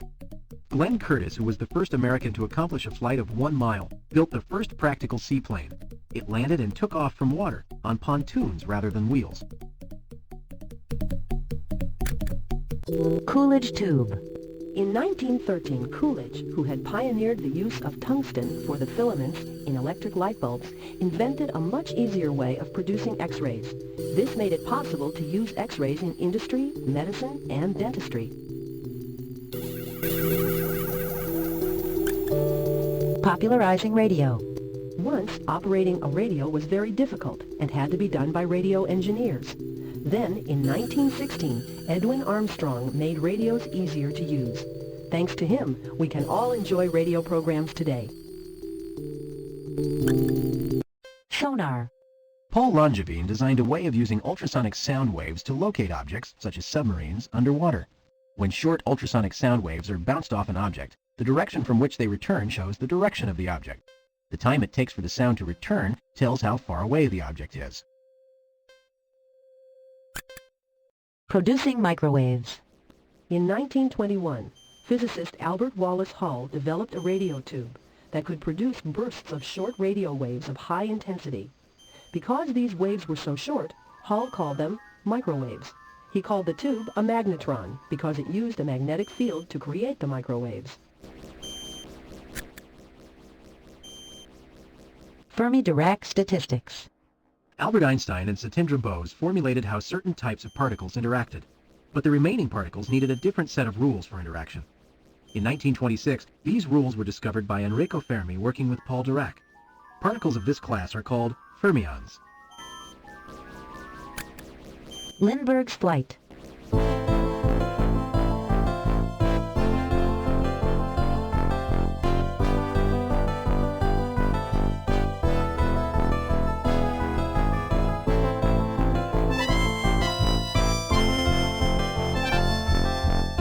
All alone, Charles Lindbergh flew non-stop from New York to Paris in a small single-engine plane on May 20th to 21st, 1927.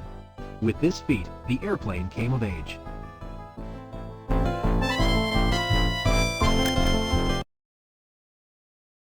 Talking pictures. Attempts had been made to add sound to film, but the first true success came on October 6, 1927, with the opening of The Jazz Singer starring Al Jolson. This new development spread with amazing speed. In 2 or 3 years, the silent movie was dead.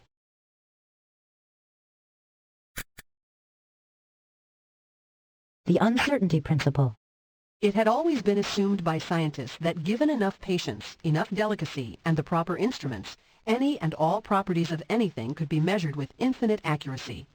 In 1927, however, Heisenberg showed that quantum mechanics proved this to be wrong. Heisenberg had discovered the uncertainty principle. X-rays and mutations.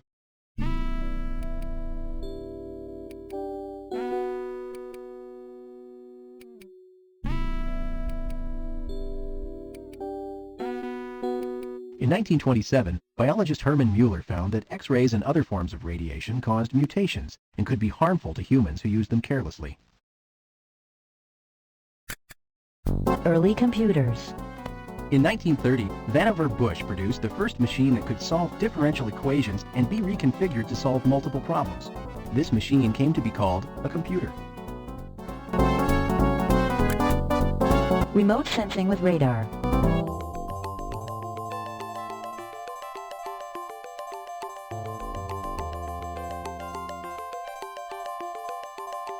Robert Watson Watt worked on devices to emit a beam of microwaves and detect their reflection.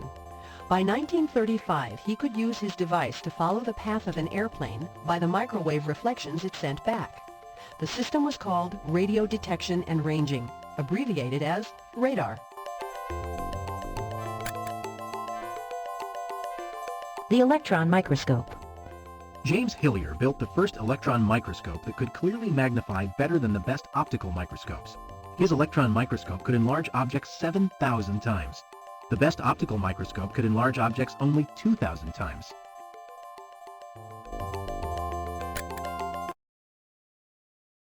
The ballpoint pen. In 1938, Ladislao and Georg Biro designed the first ballpoint pen. Ink from a supply inside the pen coated a tiny ball at the end of the pen. The ball then rolled and put ink on the paper. The design and the ink were improved, and ballpoint pens soon replaced fountain pens and inkwells. The first television. In 1938, Vladimir Zworykin made the first television camera. He called his camera the iconoscope. It converted light coming in the front into an electron beam. The conversion of light to electrons made television possible. Inventing the copier. Chester Carlson was a lawyer and knew well the need for copying papers. He invented a method of making a copy that used static electricity to attract carbon dust onto the copy paper in a way that duplicated the pattern of light and dark on the original. He called his method xerography, Greek for dry writing. Helicopter.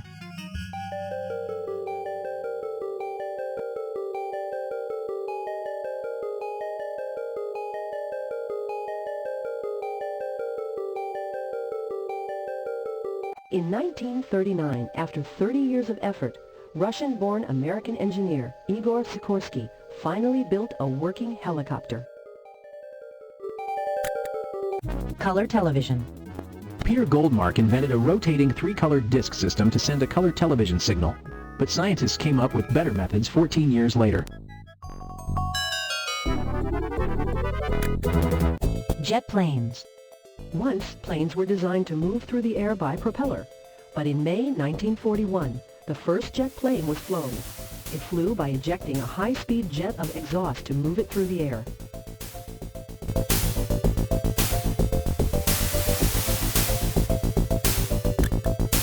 Fission reactors. Controlled nuclear reactors split apart atoms of uranium or plutonium to make huge amounts of energy. Some nuclear power is used for bombs, but some is used to create the energy to light cities. The aqualung. Jacques Cousteau invented the aqualung, which gave divers a source of air that they could carry with them underwater. Before Cousteau, air had to be pumped down to the diver from above. With an aqualung and fins, a diver could easily work, or play, underwater. The V-2 rocket. Werner von Braun began experimenting with rockets in 1930. In 1942, the first true missile carrying its own fuel and oxygen was launched. In 1944, V-2 missiles armed with chemical explosives were fired at London. Cloud seeding. During a heat wave in July 1946, Vincent Schaefer dropped some solid carbon dioxide into a box and found that ice crystals formed and a tiny snowstorm whirled inside the box. Schaefer figured that solid carbon dioxide might help in cloud seeding during times of drought. The first electronic computer. John Mauchly and John Eckert built the first electronic digital computer. The computer was called ENIAC, Electronic Numerical Integrator and Computer, and weighed 30 tons, taking up 1,500 square feet.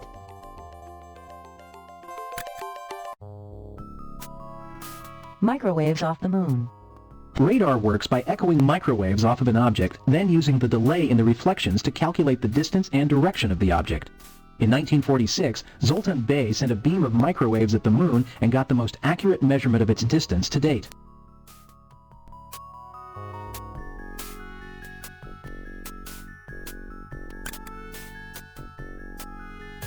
Instant camera. Better antibiotics. Benjamin Duggar discovered a new medicine called tetracycline. This drug is called an antibiotic. This means that it can kill many of the tiny microscopic cells that cause people to get sick.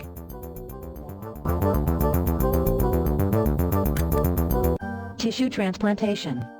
A piece of tissue from one person may be transplanted to another because the person receiving the tissue badly needs it. Geneticist George Snell studied this phenomenon by locating genes that help determine whether new tissue is accepted or rejected by the body. This was a step toward making tissue transplantation practical. Better tissue transplants. Anatomist Peter Medwar believed embryos might not yet have developed an immune system which could reject foreign proteins. By 1949, Medwar had shown how this discovery might help to reduce problems when doctors performed operations like heart, lung, and kidney transplants. Fluoridation. The most common disease among humankind is tooth decay. Dentists noticed that in certain regions people rarely have this problem. It was discovered that fluoride in the water supplies protected people. Today, many toothpastes are fluoridated to protect people in this way. Steroid synthesis. In 1951, Woodward achieved the synthesis of cholesterol and cortisone. Both of these were steroids, molecules possessing a characteristic four-ring structure. Nerve growth factor. Italian embryologist Rita Levi-Montalcini worked on chick embryos. She found that an implantation of certain tumors in the embryos hastened nerve growth. By 1952, she could show that the nerve growth factor was released by the tumor. The stages of sleep. In 1952, psychologist William Dement studied sleeping people. He noticed periods of rapid eye movement, or REM, that sometimes lasted for minutes. During these periods of REM sleep, breathing, heartbeat, and blood pressure rose to the levels of a person who was awake. Sleepers who are awakened during REM sleep generally say that they were having a dream. Tranquilizers. Prior to the 1950s, the best-known sedatives, or calming drugs, were the barbiturates. But they made people sleepy. In 1952, Robert Wilkins studied a drug obtained from the root of an Indian shrub that did not have this drawback. It and other drugs of its nature came to be called tranquilizers. Heart-lung machine.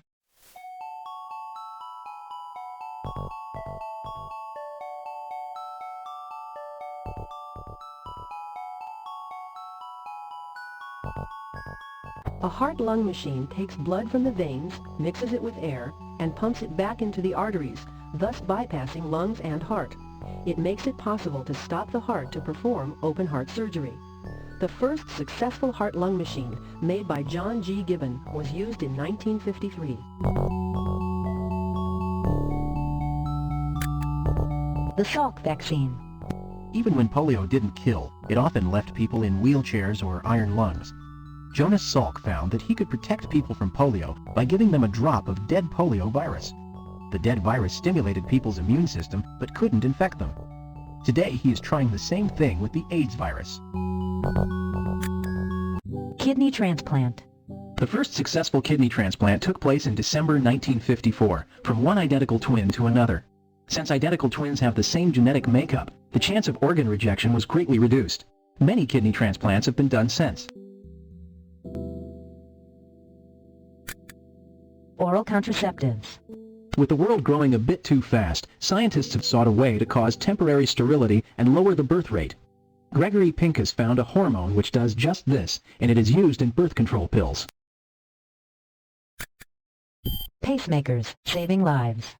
When a little patch of heart cells called the pacemaker is damaged, the heart doesn't beat regularly.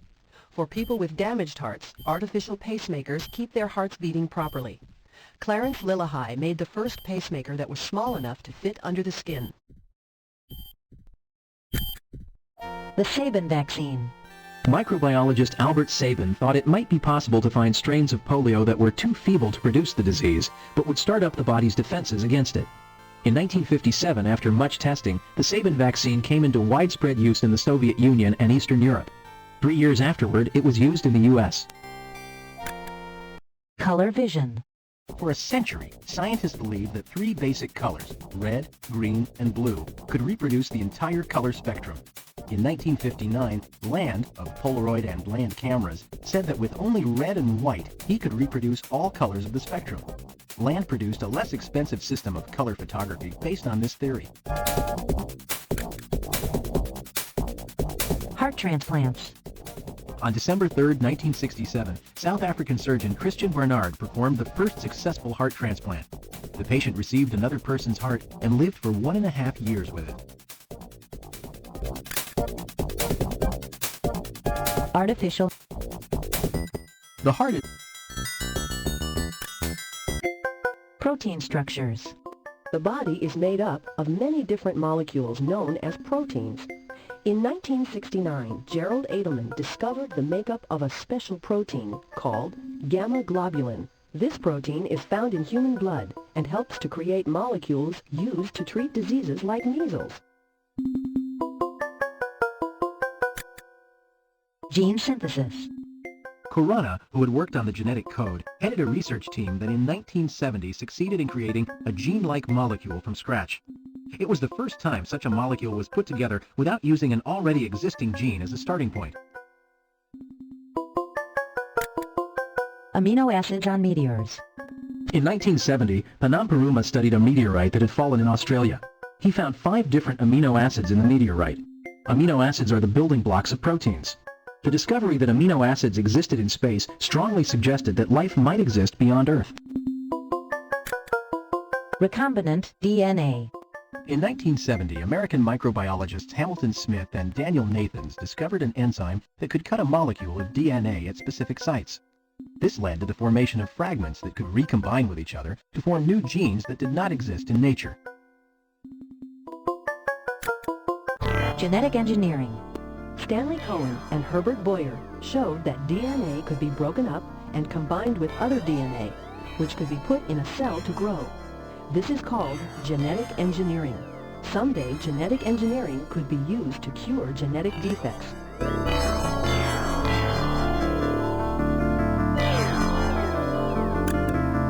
Ocean vent life. In 1977, scientists discovered vents that constantly spewed hot water into the ocean from beneath the ocean floor. The scientists found that bacteria could live in such areas. About this time, researchers also discovered forms of bacteria that could live without oxygen. These discoveries proved that bacteria are very versatile. Test tube babies. On July 28, 1978, a normal baby was born in Great Britain from an egg that had been fertilized in a laboratory test tube rather than within the mother's body. Such a test tube baby could offer a way for couples to have children when, for one reason or another, fertilization within the body cannot take place. The extinction of the dinosaurs.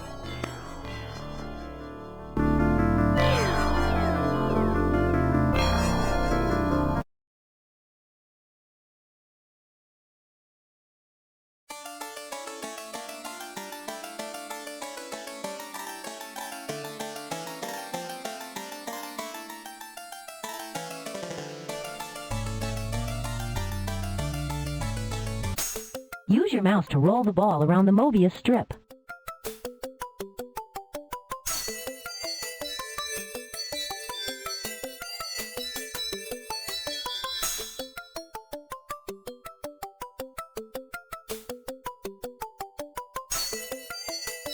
The Mobius strip is a special mathematical object because it only has one side. You can see this when you roll the ball around it. Notice that the ball has to circle twice to get back to where it started. When you're ready to roll back to the lab, just click.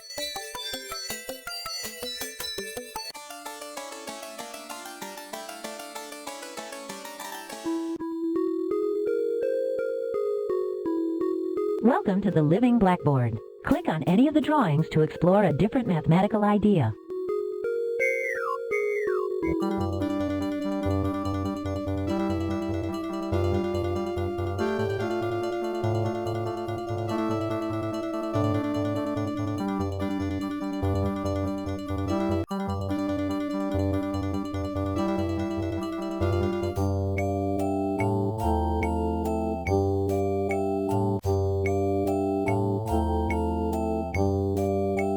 Move your mouse left and right to graph the area under this curve.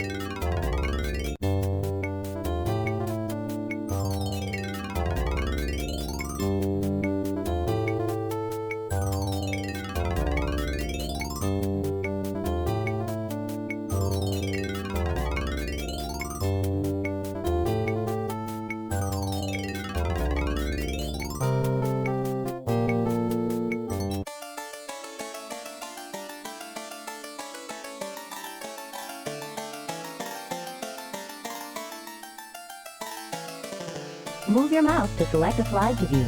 If you want to leave, just select Exit and you'll go back to the lab.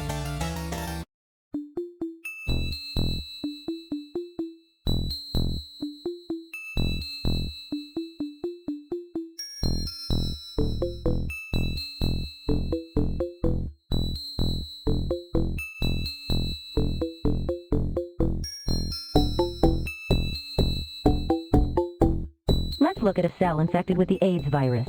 Viewed with a scanning electron microscope, the AIDS virus can be seen bulging from the side of the cell. AIDS, or acquired immune deficiency syndrome, is a devastating disease that is having a major impact on the world today. When someone has AIDS, their immune system stops working properly. This leaves them open to attack by all kinds of diseases that normally wouldn't pose any problems. Click when you want to go back.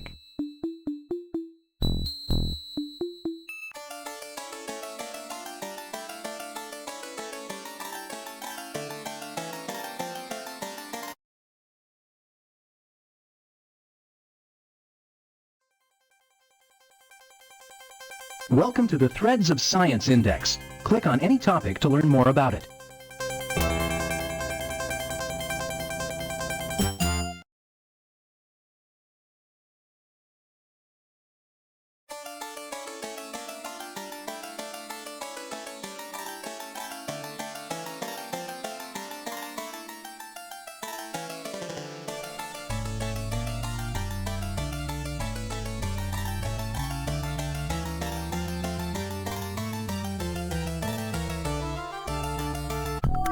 Move your mouse to explore the way different colors of light are affected by different shaped prisms.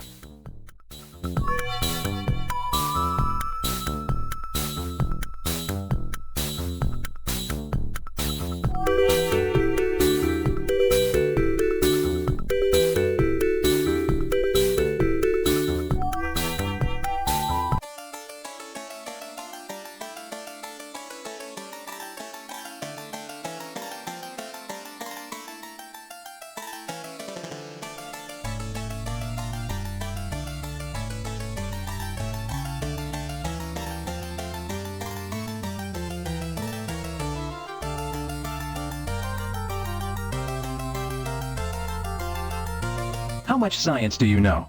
Test your knowledge with the science quiz.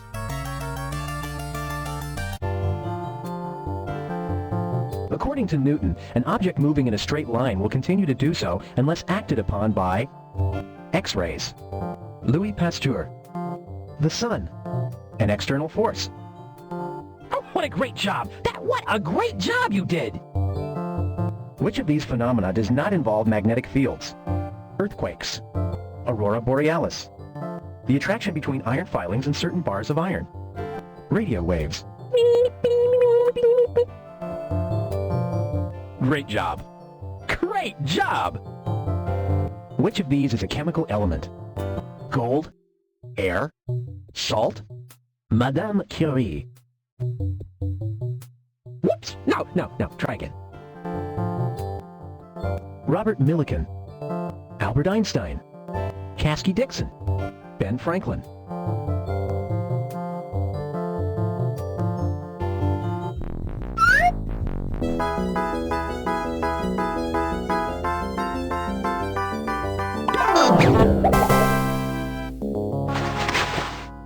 Wow, that is incredible! Characteristics of living things are passed from parent to offspring. Dreams. Red blood. DNA.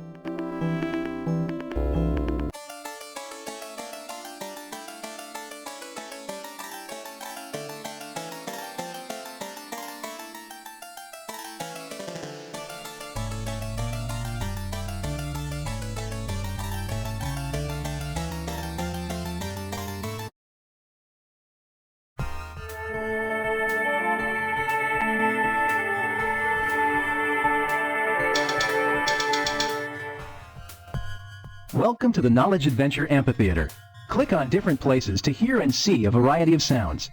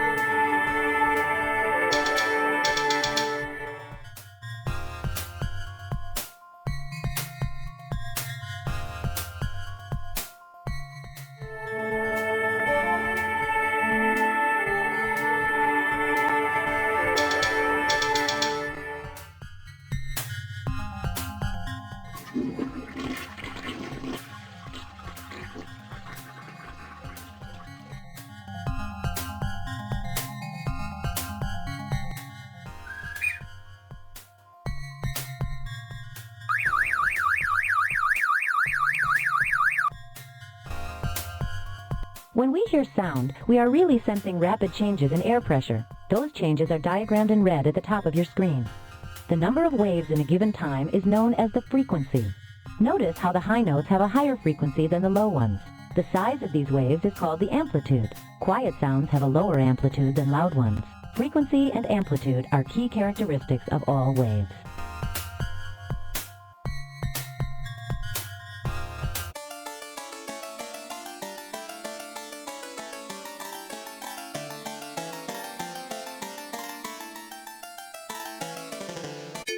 Have you ever wanted to take a close look at a human skull? Well, this is your chance. Move your mouse or arrow keys to rotate the skull.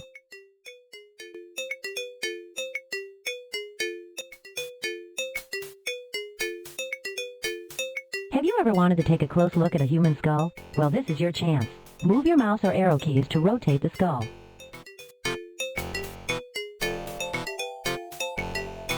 Most people don't realize how many tiny openings and channels there are in a human skull.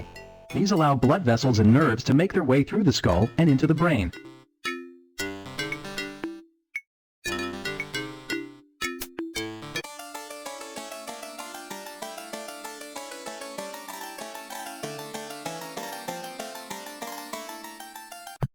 Take a close look at the human.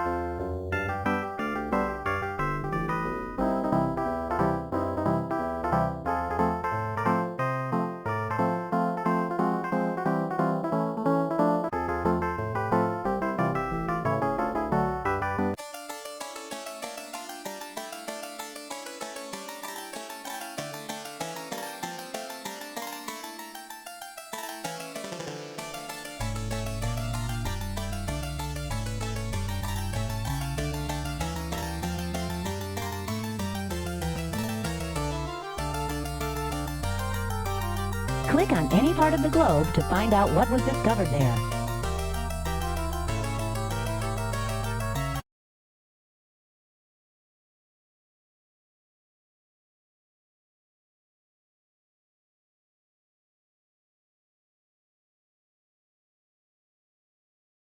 Harnessing horses.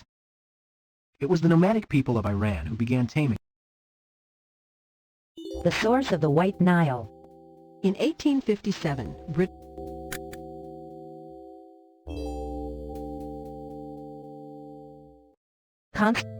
Certain laws of physics state that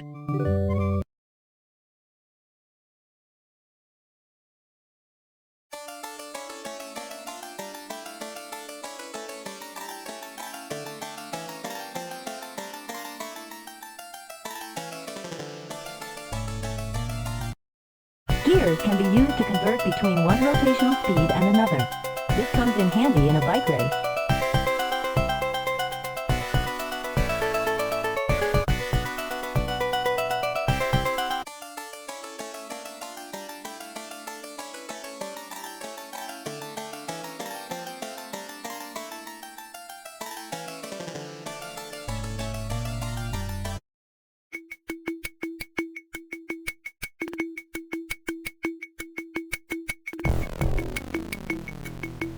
Get ready for a run on the Knowledge Adventure roller coaster. As you ride the rails, keep an eye on the gauges in front of you. On the left, you'll see your speed in miles per hour. On the right, there's a G meter to show you how hard you're accelerating. 1 G is the same as standing still on the surface of the Earth. In the middle is a weight gauge, and on the bottom, the barf meter. So keep your hands and feet inside the car and hang on!